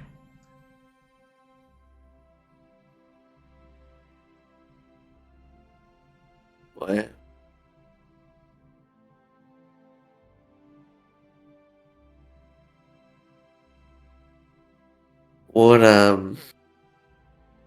How long have you been in there? Time doesn't pass in here, I couldn't tell you. Okay. What's your name? Guess, you can call me Weary. Very well, Weary. Tell me a bit about yourself. Who were you? My name is Reba. I was a pirate on the seas in Durban. I was a shipmate. I was second mate, actually. But when the first mate died, I was passed over for promotion. They hired somebody else in her stead. I should have been captain, let alone first mate. So I went seeking the devil under the mountain. Thought if I had a bit more power to my arsenal, I might be able to usurp her. Turns out deals with the devil never quite work out. In exchange, she wanted my little sister. She was a good girl, never went to the seas. Innocent soul, I couldn't trade her. What of you? You a pirate? Is that where you found me? You make a deal with? Deal with the devil? Funnily enough, I know a thing about piracy and deals with devils. But, or deals with something at least. Well, But, happy coincidence. No, I didn't find you because of those things. Oh? Sort of. Happenstance. Was I in a treasure chest? That'd be cool. That would have been ironic. But, no, you were a part of, you were held on to by a devil themselves, a minor one. Used in trade. Yeah. That's what happens to most soul coins, I Yeah. hear. I understand that is what I've become. He teased me with it for a while. Said I'd be stuck here for eternity. Yeah. Well, maybe not. I don't know. Better than whatever hell's waiting for me on the other side, right? Occasional What bit about of if we? That's fair. What about if we tried to get you out of there? Well, I assume I'd pass over to the other side. And as I said, there's probably hell waiting for me. I made my deals long before the devil. So, do you want to be stuck there? Stuck. What a strange word. In some ways, it's a semblance of life when I wouldn't have it otherwise, and in some ways, it's preventing me from ever finding any peace. I don't know. Do what you want. I want to do what you want. Roll me down. A soul coin with a choice. Hell, I don't know, pick me up every day and tell me a story about the real life. Although, you know, make them interesting. I'll do my best. If that's what you want. Yeah, why not?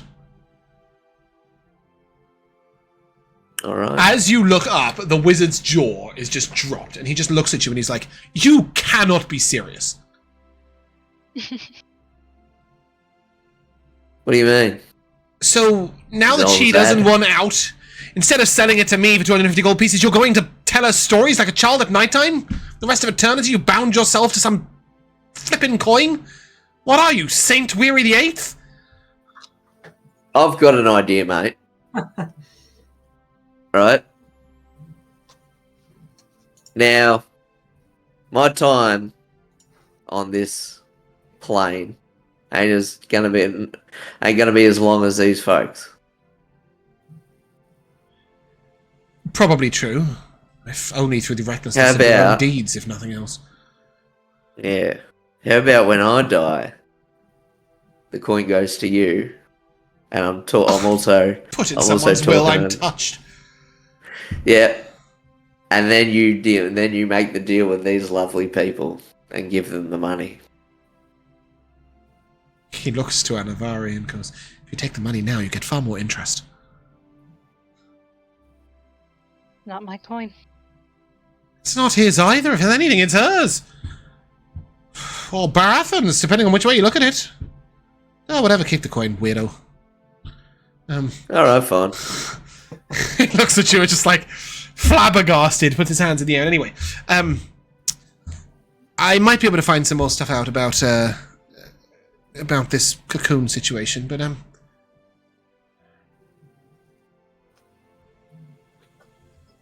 think you should stay a couple of days. 4 to be precise. Why? Well, it will Why? benefit your education, give you a pleasant bit of pastime, perhaps allow you to further your interests, share some discussion between yourselves, and because it would piss Seraphina off to no end. Yeah, thank you for your hospitality. I'm talking. You're hearing me out. It's the polite thing to do, William. Look, my reasons for this are entirely selfish, and frankly, I just want to know what's got her so intrigued in you. And if you stay for 4 days, she's bound to try and find out a little bit more about what I'm doing with you, what's happening with you, and if that happens, then I might find out exactly why she's so interested in you. You'll be well within the terms of your deal, I'll be well within the terms of mine. In exchange, I offer you a wealth of knowledge, the free run of a fascinating tower cultivated over a couple of millennia, and really, I will do everything I can, Jin, to... I did do that, didn't I? That was unintentional, as James, not as Zhaddicus. He will say, I will do everything I can, Anivari, to give you far more detail than I've currently got on contacts to digging up your roots. And should you require any intervention regarding devilish deeds in Durban, which would make a great title for a book, by the way, I would also be willing to assist. Hell, I'll even throw in a series of adventure stories that you can read to the weird girl in the coin.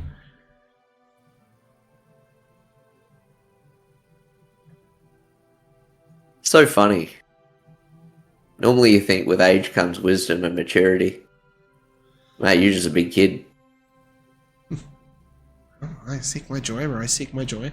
But it really would be nice to know what exactly is so fascinating about you four.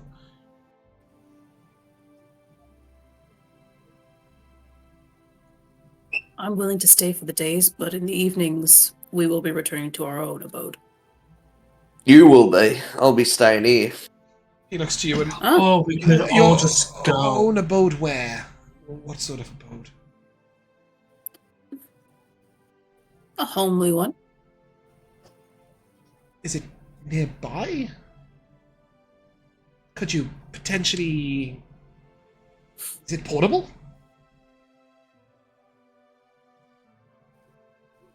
put myself in a situation. He looks at I you don't and want look, to divulge all this. if you can set it up within 100 feet of the tower, that would achieve the goal. It would shelter you from her peering in, which will provoke her interest, which will let me find out what's so fascinating about you. If you go outside the 100-foot area of the tower, it will completely defy the purpose of the whole event.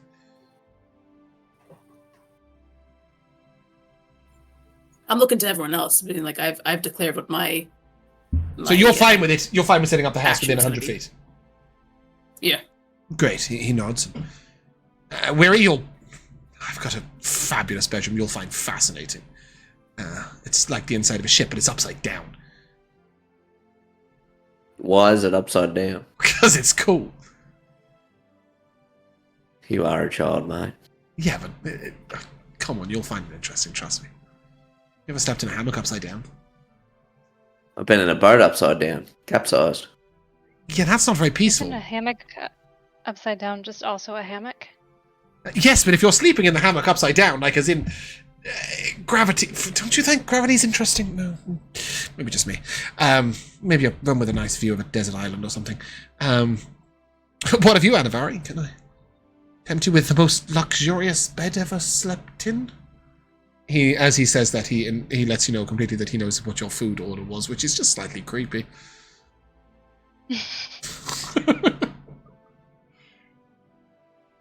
I think I'll stay with Dinari, but I want that information. You'll have it. Every bit of it I can uncover.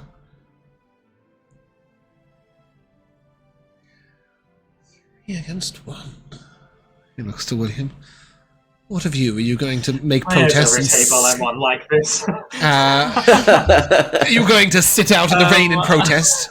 Or would you like free access to my library for 4.5 days, and we can even talk about some other interesting magical effects? No. So seeing how everyone is so on board about this, with it to varying degrees, we'll say we will set up exactly 100 feet away. Sure. I stated my intent openly, he looks to William. You... Seraphina. He says her name with quite a lot of fondness. Don't say it 3 times. She'll appear. And then says, she manipulates. She makes deals without telling you the details. She tries to turn you in certain ways. The druid seeks only his end goals and only tells you about them if he thinks that they benefit him most. Even your prince has his own agenda. Not anyone particularly important, but my point is the Prince Aemon of Norvina, the Terran Company. I'm just another person with selfish goals and interests. But I offered you what I thought you wanted in exchange for what I wanted, and I told you my intent openly. I don't know what more you want from me, William. I don't want to be anywhere near this little magical to and fro that you've got on with your ex. I don't want to be some kind of toy that you two fight over. No, yeah, I don't want to do this to spite her, though I will admit that is slightly enjoyable as part of our games. It is not the purpose. I want to know what is so interesting about you. Yes, to find out what is so interesting about the four. Okay, and what if you do? What if there is something interesting about us, which there isn't, and I look to Wary, who keeps talking about us as if we're the chosen ones. Then I'll share it with you openly? Is that what you want to hear? No, I want to hear that you then won't try to use us, if we are, for some strange reason, special. Even if you are destined for some incredible future, right now you are...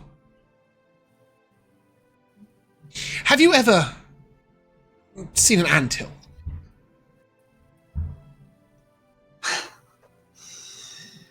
Sure. Right, okay. Sometimes, some people like to take a stick and, move it about a bit, turn it around a bit, make it move around, right? Yeah? Sure. Okay. To see how the ants might respond. That is the sort of thing that Seraphina would do. And you would... I have Get a far better magnifying things glass? to do than ants and anthills.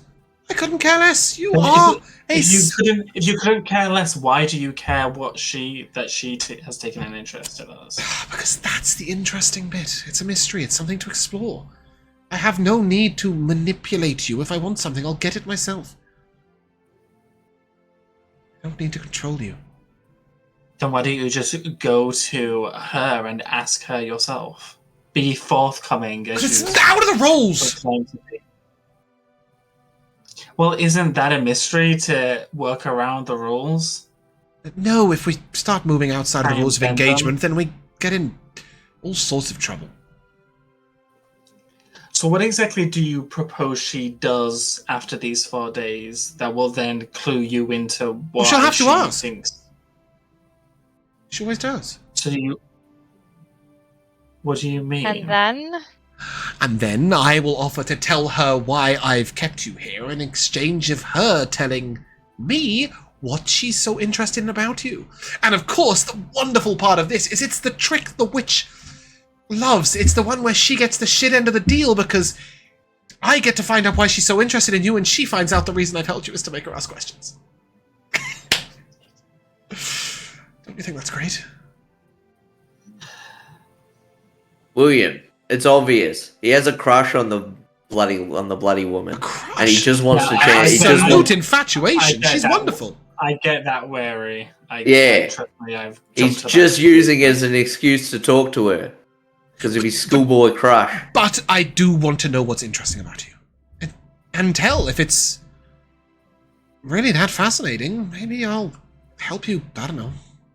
Whatever it is you're meant to be or find or do or something. Deal?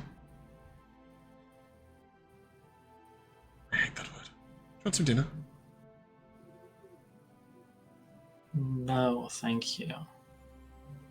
Ah, well, I'm going to head to the dining hall. It's down the stairs, past the kitchen, second left. And I think this evening I'm going to have barbecue boar ribs with fried potatoes and corn.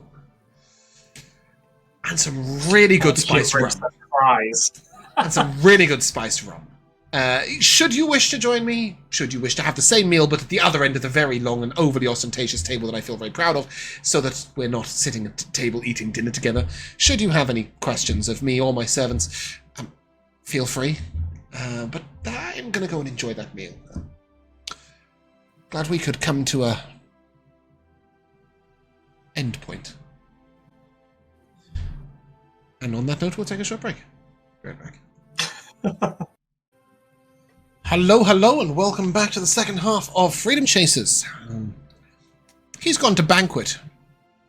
Oh, his banquet table with his lovely banqueting food and his banqueting drink. Barbecue ribs and fries, anyone? Or what are you up to? It's about 8 p.m., 8:30. I'm looking to have pastries at the cottage house. Yeah, I'm also Go looking set up to the house. eat at the cottage. Go set up the house before it gets too dark, Okay. so that we Right. can measure I'm out gonna- exactly 100 feet to make sure we stay inside the radius of, because we're very specific. When you go outside, I will tell you that if you try and walk more than 100 feet away, you will encounter a bubble. It will prevent you from going any further. Weary, do you go with him to set up the house and have a bit of a chat and then return to the room, or are you off somewhere else in the tower? No, I'm gonna say I'm gonna take my leave here, guys, and I'm gonna join him. I think we should try and mend bridges if we're gonna be staying with him. Cool. When you head to the banquet hall, you will find Nor sitting at the table next to him. Wait. Yeah. Before Weary goes to join he who shall not be named, I gently grab his arm to pull him back, I just say, I think you're wrong, by the way. I think the common thing you have with the deals you make is that you do them to help someone, save someone. You That's made what the he deal with said. the pirates to... No, Is he that said what I said? No, That's did what- you say that it was to... To help someone. That was literally what he said. The common denominator is I do it to help I someone said else. I said benefit someone, but I meant like benefit, help. yes, Yeah. exactly. Yeah, he means So to, I to meant help I someone. meant help though. Yeah. You know what I mean? Oh, okay. Yeah, sorry. Yeah, sorry. No, it's fine. I should have I- used the word help. I then think you're benefit wrong. came to You meant mind. help, not benefit. No, Yeah, as you head down to the banquet table, you see this huge, long mahogany table with inlaid gold, and these sort of high-backed chairs all the way along it. You could seat 48 at this table, but he's got the head of the table seat, which is slightly bigger than all the others, just slightly, a couple of inches. And Nora is sat to his right, and he sort of looks at you and, Weary, glad you could join us. Barbecue boar ribs and fried potatoes and corn? Or would you like something I'm else? sick of beasts of the land, mate. That's absolutely fine. Would you like some fish? Yes. Oh, wonderful. My particular favourite is baked cod. With crushed nothing potatoes. like freshwater. Crushed potatoes. Nothing like parsley freshwater sauce. salmon, mate. Freshwater Nothing like freshwater salmon. salmon. Wonderful. Well, place your order with one of our servants here, and grab a drink. And he'll come over and... Hello, sir. Is that the correct term of address? You can call me mate. Right, mate. What can I get you?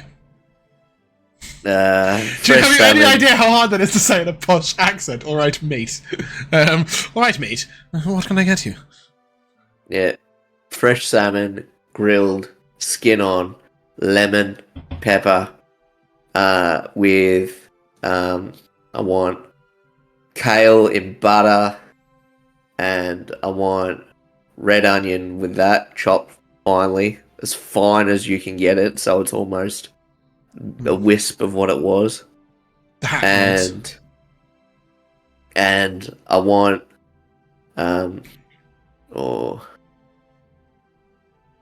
you know what? I go on a bed of jasmine rice. Bit of jasmine rice. You see him sort of raise the tray a little bit, and Nor sort of fine order. And as you do so, the servant takes the plate from the tray almost immediately, places it in front of you exactly as you asked. The onion is cut so finely it almost seems like sand upon the plate. And moments later, a second servant comes over and... Can I get you a drink, mate? That spice run that you were talking about. I haven't had rum in a while. And with that, the wizard just slides you the bottle along the table, and the servant will produce a lovely crystal glass. Well, Weary, we were... Cheers, indeed. We were just discussing something akin to your matter, I guess. The joys of the ocean. Yeah. Nothing like the ocean. And yet Nothing you've like it. chosen to become a land-bound creature, at least temporarily. I've had enough days at sea. I must say, of the four of you, the most fascinating is the fifth member. Your bird. Will he come in and greet us at some point? If you want him to. I would love to meet him. It'd be great. Alright. I don't know if you can hear me from here. After dinner, perhaps. Okay. There's a splendid balcony I can summon out, so he doesn't have to come too far inside. We can That's go and good. spy on our little friends. Their He's not abode. he's not trapped here, right? Like he hasn't been trapped like at the top or something like that. Like he can go off because he needs to. Yeah, he can do what he wants. Like, yeah. Good. Seraphina won't even begin to consider to read his mind. Good. She Good. could. Probably. But yeah, you guys enjoy a wonderful meal. Nor makes light conversation, telling anecdotes of large sea creatures he's seen, telling you about sea dragons and sea turtles and dragon turtles and leviathans and aboleths and kraken and all sorts else that he's heard of these sea creatures, tales of them from the perspective of the fish that Nora's spoken to, those that survived the encounters. As Nor begins to do this, I take out the coin and whisper all this shit into the coin. All this shit! Yeah, she's sort of, we're the fish in this situation, are we? Yeah, something like that. More interesting than a vista of pure greyness. Carry on. Yeah. And with that, we will come to the three of you outside setting up Von Abode. As we leave, I would have collected a treatise and I would have mentioned to the others. I plan on just, doing some maintenance work. If it's a good way to bond with your animal, if you'd like to bring either of yours. I mean, I know you're just driving the cart, but it's still good to have a connection. Yeah, I think my horse and I were pretty good. Do you see how I was driving on that road up there? We were fantastic. Good. You did very well. Uh-huh. I think I'm done. Okay. I think horse and I were maxed out friendship. No need to... 5 hearts, No never need to speak to talk it to this again. Yeah, just done. I'm gonna spend a sorcery point to subtly cast message to Dinari. And just say, maybe even if it's not, maybe if you don't need to improve your horse management skills, maybe it would be a good thing to get warmer with Anivari. Maybe we should brush her. A glossy coat. Do some maintenance work. I guess there's a 7-second silence as I'm hearing this message. Just like, And then- I've turned and I'm just like sort of disappointedly walked away toward a treatise. Yeah. At the point, I'm like, you know what? I got nothing else to do tonight. I want to, let's go with my horse. Yep. Okay. William, do you also retrieve Whisper? I look at Dinari and I go, smooth. And I mean, I probably will, I'll probably will follow Anivari's instructions and stuff to take care of the horse. Just as you guys retrieve your horses from the stables, I want to do something and then I'll come back to you if it's past that. Josh, can I go past it? Cool. Just to mention that when you go to the stables, you will notice at the back, on a small bench, are 4 mushrooms having a conversation with each other. They are sort of this size. They clearly came with Nor. There is no way they belonged here on their own. And you can see they're having a debate. And you hear this furious argument. I'm pretty sure it's a horse. Yes, we know it's a horse. Of course it's a horse. For goodness sake, nobody was ever debating that it was a horse, but it's unusual, don't you think? It's kind of strange. It seems a bit too intelligent for a regular horse. You can see they're either talking about a treatise or Whisper, you're not sure. You know they're not talking about the draft horse that's sort of in a separate stall on its own. I think it's a bit shifty. Ooh, careful, they're coming. All 4 mushrooms go quiet. Yeah, if you're happy to... Friends, I take it. I suppose we're his offspring in one manner or another. The mushroom lets out this horrible little laugh, and the other 3 said, "Have you got to stop saying that? It is so creepy." Yes, the druid gave us our life and intelligence. Did he do the same for you?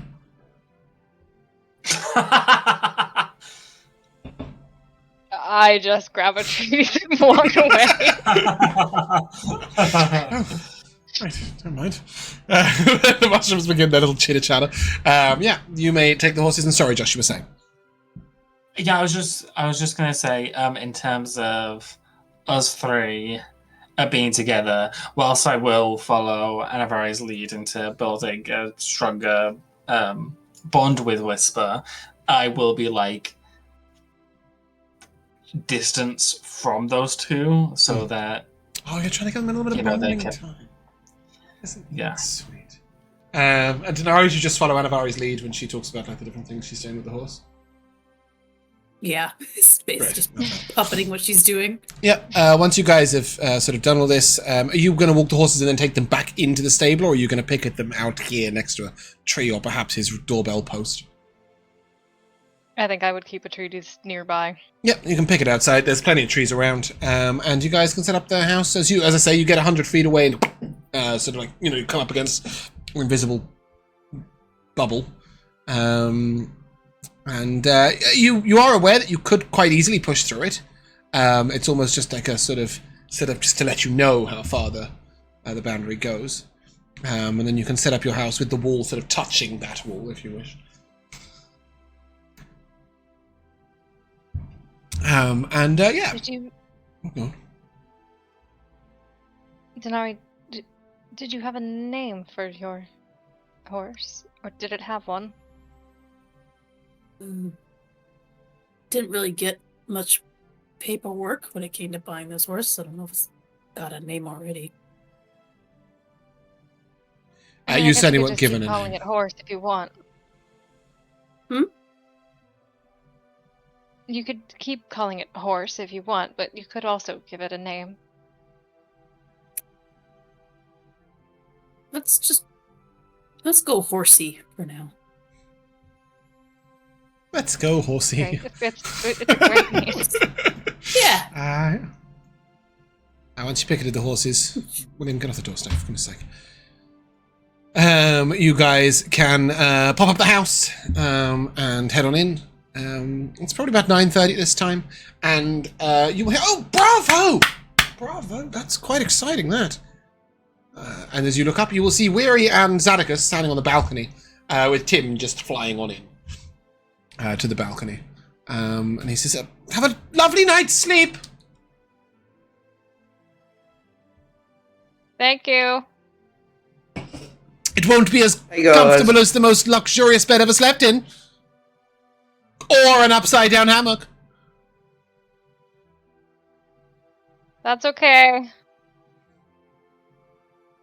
Good night, he shouts from 100 feet away. Yeah, Weary.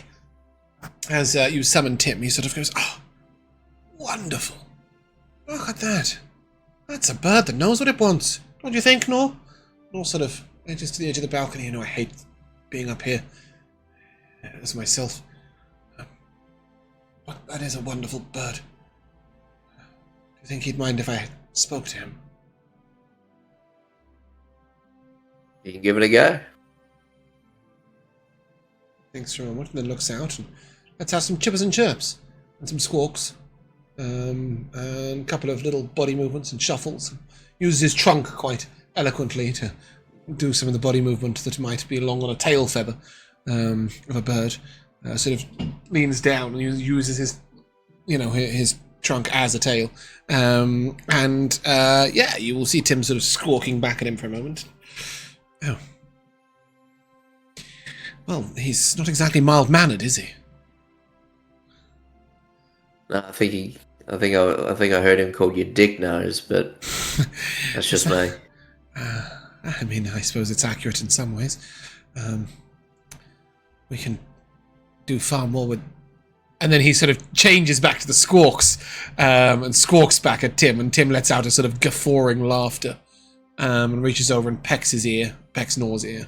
And Nor will spray some water out at him, and you just hear Tim quite clearly tell him to fuck off. And then Zhaddicus sort of looks at him and yes, I love a creature that knows what it wants. Wonderful, thank you so much, Weary. That's alright, mate. How did you come by him? You don't have to repeat the whole tale if you don't want to. You can just say, I repeat the tale. Yeah, I'll repeat the tale. Great. Yeah. Because I'll have to look it up. It's in my notes. Yeah. But TLDR, he saved your life, rescued you from an island or something. Yeah. And brought you some fish. And hearing this, Zhaddicus will bring one of the servants out and begin taking very fresh, raw fish from the serving tray and tossing them out to Tim a couple of times. And he claps a few times and then looks to you, Weary, and says, the three of them all chose to remain at the house. Are you here to watch over me, or are you here to not be with him? No. I'm here to sort of make amends a bit. It was a bit hostile in there. It was? So you are here to avoid them? No. I'd rather be with them. No offense. Well, then why aren't you? Because I think it's important that we're here for however long you want us to be here. And I want to stay here as long as you want us to be here. And I don't know, maybe to learn a bit about you. Well, as they say, I'm an open book, apart from a few very minor details, which probably shouldn't be revealed for the benefit of others. I'm more than happy to talk past, present, future. But it just... I don't mean to be rude, Weary. I do need a few minutes. I must take Nor back. Yeah, of course, mate. Good to see you again, Nor. No, sort of, and you, and your magnificent and rather rude bird. Yeah, he's a funny one. He squawks at Tim. And with that, Zhaddicus will teleport Nor away, and a few minutes later reappear, and I was going to have a drink and a cigar in the parlour if you want to ask your questions, discuss past, present, and future, and all that. Yeah, I haven't had a pipe in ages, mate. A true joy. But we'll leave you there, chatting away to Zhaddicus, which we will resume next week, and come to the three of you. A lovely little dynamic. Perched at three different corners of the room. No, I'm kidding. As you come into the house, what are you guys up to? We'll say, as we're going into the house, I sort of hesitate at the doorway, and as I walk through, I turn to Jin.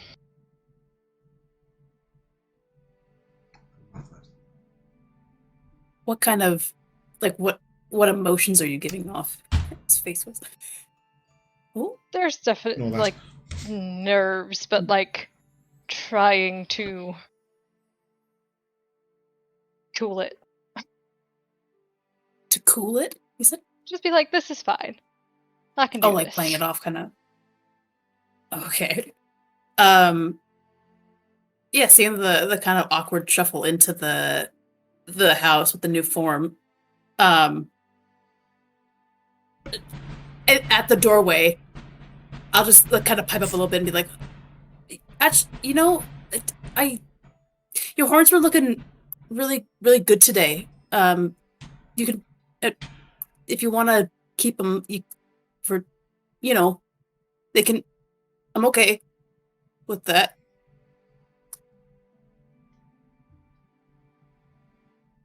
I'm getting really mixed messages from you. Yeah,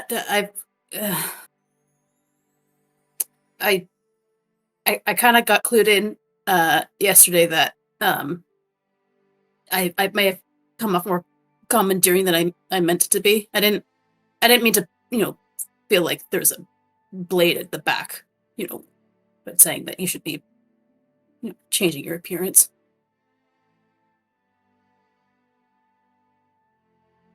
I mean, maybe I needed it a little bit.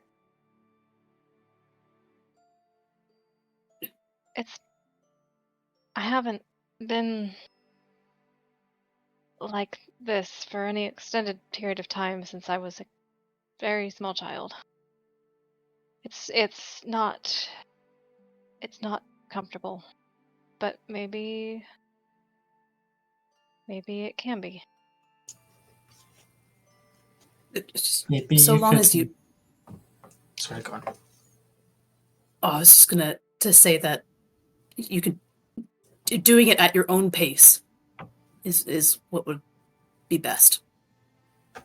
I'm not saying that as in best for me.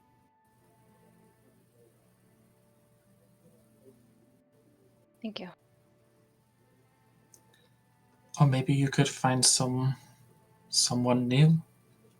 Make your own. Make a new face, body that you want. If the old one's too raw.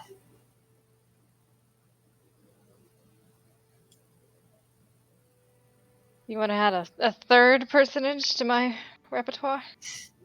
Well, yeah, I'm not saying base it on someone else's mom, but you could at least you have the luxury of being able to, choose. You could make something new for yourself, something that feels more akin to who you are now, not who you was before or who you was as you were running away.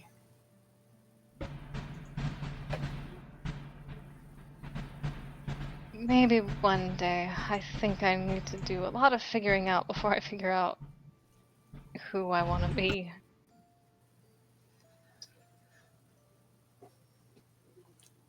Well, that's fair. Maybe I should lighten the mood. While we were in the library, I saw a book of songs. Maybe I should play one for you. And I will take out my harp. And I will begin stringing it, and then I'll go, "Oh, there once was a hero named Ragnar that came riding to Weimar from Orderigstead, and the braggart did swagger and brandish his blade as he told of bold battles and gold he had made. And then when There are 5 verses, right, Josh? When he met this shield maiden Matilda, who said, 'Oh, you talk and you lie and you drink all our mead. Now I think it's high time that you lie down and bleed.' And so then came clashing and slashing of steel as the faithless Matilda charged in full of zeal. And the braggart named Ragnar was boastful no more when his ugly red head rolled Around on the floor. When his ugly red head rolled around on the floor. That's it. Have we ever had to just sit and watch a child do a recital? And it just feels like it was like, what's the awkwardness? And then we just had to sat there like, yay! Well, William performed it a lot better than I did. As you tell the tale of Matt's Thursday character, I think we will let the evening bleed on. There are 3.5 more days in this place. Is there anything specific that needs saying this evening? Because I need to get to a certain point that is past this evening. I mean, I've said all I can say. I think probably as the recital is happening and Anivari and I are standing next to each other, we'll kind of lean over and just kind of whisper a little bit. It's like, when you figure that new person out, just let me know. I'd like to meet them.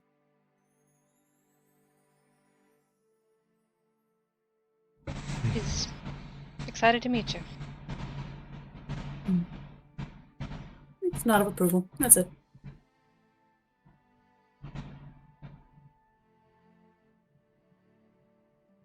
As the night wanes on, there's a certain peace to the cottage. Its simplicity is reassuring. Weary, far less simple. He will give you a selection of bedrooms after the roleplay, and I will let you choose those next week. We're going to end at a different place for those in the cottage than for Weary, so I just want to make that clear. We will pick up with some potentially some questions in the cigar room with Weary, but Dinari, William, and Anivari will head to bed. And After a little time, as you all fall asleep, Dinari and William, you will both dream. Go ahead. I just wanted to. Oh, actually. Yeah, no, never mind. It doesn't matter. Good. But Dinari and William, you will both dream, and you will both dream the same dream. It starts with a patch of darkness and a view of the constellation of Vela. After a moment, you hear a quiet voice, female, with resolution in its tone. The crown will be restored. Both of you stand waiting at the counter in a kitchen. As you look to your left or your right, depending on which one of you are, you do see each other. Though you feel incapable of speaking out or making even more than the briefest of eye contact. Instead, your gaze is drawn across the counter to a beautiful elven woman. Stands slightly taller than any woman should. Her platinum blonde hair curled into ringlets cascading down her side. She meets your eyes with her ice blue gaze. Don't worry, it won't take long. It's all nearly ready. She places 3 jars on the counter, one with a bright flame writhing inside, one a black ink swirling, and in the finer a silver mist collecting. As you look at her moving these jars around, you will note, I've just minimized by mistake, sorry. You will note that there is a space in her chest where her heart should be. Instead, you see a small green snake curled around a single red rose. Can I talk? As you struggle to speak, to move, you feel like you can't take control. She gives you a little smile and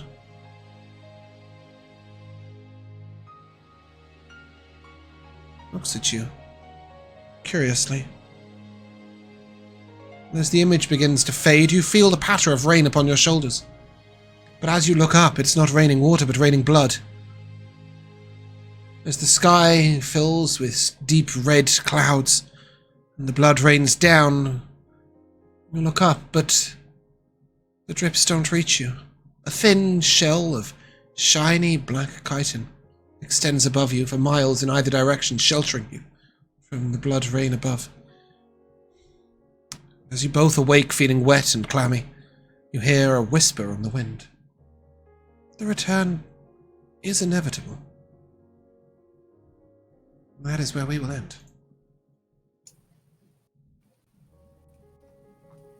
And we'll come to Timeless Edition of MVPs. I'll kick it off with Sorlock Izzard. And how many times Josh said it in various different tones and other people responded to it. I enjoyed that little bit of silliness. I also enjoyed giving you the most luxurious meal of all, which you set down on the side, played with a fork and left.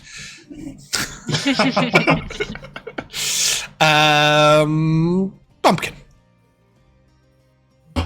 I'll leave some of the more obvious ones for other people, but I think there was some great method acting this session from both Jack and James. I think Jack was well, I'll get to it afterwards, but Jack was casting fish as he was talking to William for a little bit there. I love that. And also the pipe as well. It took me a long time to notice what the pipe was.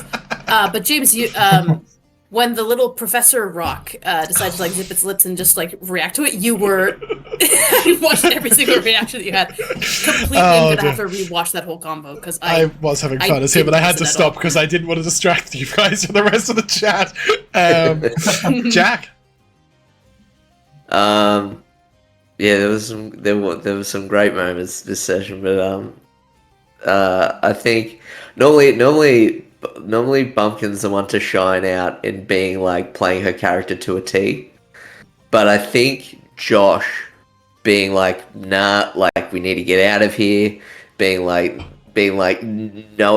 figuring out who what Zhaddicus is kind of, and being no, we're sort of out of our element and stuff like that, and Like William is always like I feel like whether or not this is correct, he feels like someone who is like always making decisions based on how much he fears things, like almost, you know what I mean? Like that's to me that feels like a big thing that weighs in his decision making. And so this being particular, like, no, we have to get out of here, but then the compromise and being like, fuck, well, I guess we're staying, and then him having to deal with that, like, it was very well played. I agree. Thank you. You're totally right. I mean, with everything that went on with his mom, he's just searching for a place to be safe. So yeah, like you're always in survival mode, and it's like it really brings like across like having previous trauma from things. Elora. Yeah, I had that whole conversation with Weary and William, where Weary's talking him down, and I just really liked, if he's not being honest about being a psychopath, then he's not a psychopath. I have that exact sentence written down too. I love that. It was such a weird twist. I was, even as Jason was going, wait, he's right. Yes, I like that. Anything else? Yeah, I also had the Sorlock Gizzard and the what's that responses from everybody as he just went each person. Josh. Yeah, I mean, I agree with everyone who's said so far. I mean, there was loads of great moments this session. I really liked in the end Weary declining the deal with the soul coin and choosing to, you know, pick up the quest of trying to free this woman and talking to her and stuff like that. I also really liked the conversation between William, Dinari, and Anivari about who Anivari really is. I really like that. And also then the little quiet moment when William was performing of Dinari being like, let me know when you found who you are, because I want to meet whoever they are, you know? Yeah, I love that. Very sweet. I will say my ultimate MVP, which I was saving to the end, was mostly Bumpkin, your acting. Really. When you gave the sentence of saying to Anivari that, I think you started the sentence with, your horns looked nice today, but there was this sort of stuttering hesitance of lack of certainty and trying to phrase it in a way that was nice, whilst Dinari sort of grappled with not just saying the direct thing, and also admitting that maybe you hadn't said it exactly the way you meant to before, whilst also not really knowing how to say, like, you can be who you want. So instead saying, like, if, you know, your tieflingy was kind of fine today, and the gaps between words and it was such a perfectly delivered line. Like, it was brilliant. It says that awkwardness was acting. Sure, but whether it is or not, it was so well delivered. And I gave you the inspiration for that. Oh, thank you. I also gave Elora inspiration for turning into Jinn on the way in, which just gave a double-fold message. It was like, half of it was like, okay, we've entered our safe zone, and the other half was like, I said to Dinari I would take off the mask when I'm in, so I will. And there was no explanation either way, and I thought that was such an interesting roleplay provoker. And then the thing that made me absolutely laugh out loud, which was Josh saying, you can be who you want, you don't have to base it on someone else's mum, which just wrecks me. So good. Form is not on Dinari's mother. No, but it was the tiefling you saw, right? It fucking cracked me up. But yeah, also Dinari and William having an entire argument in whispers. That was fantastic.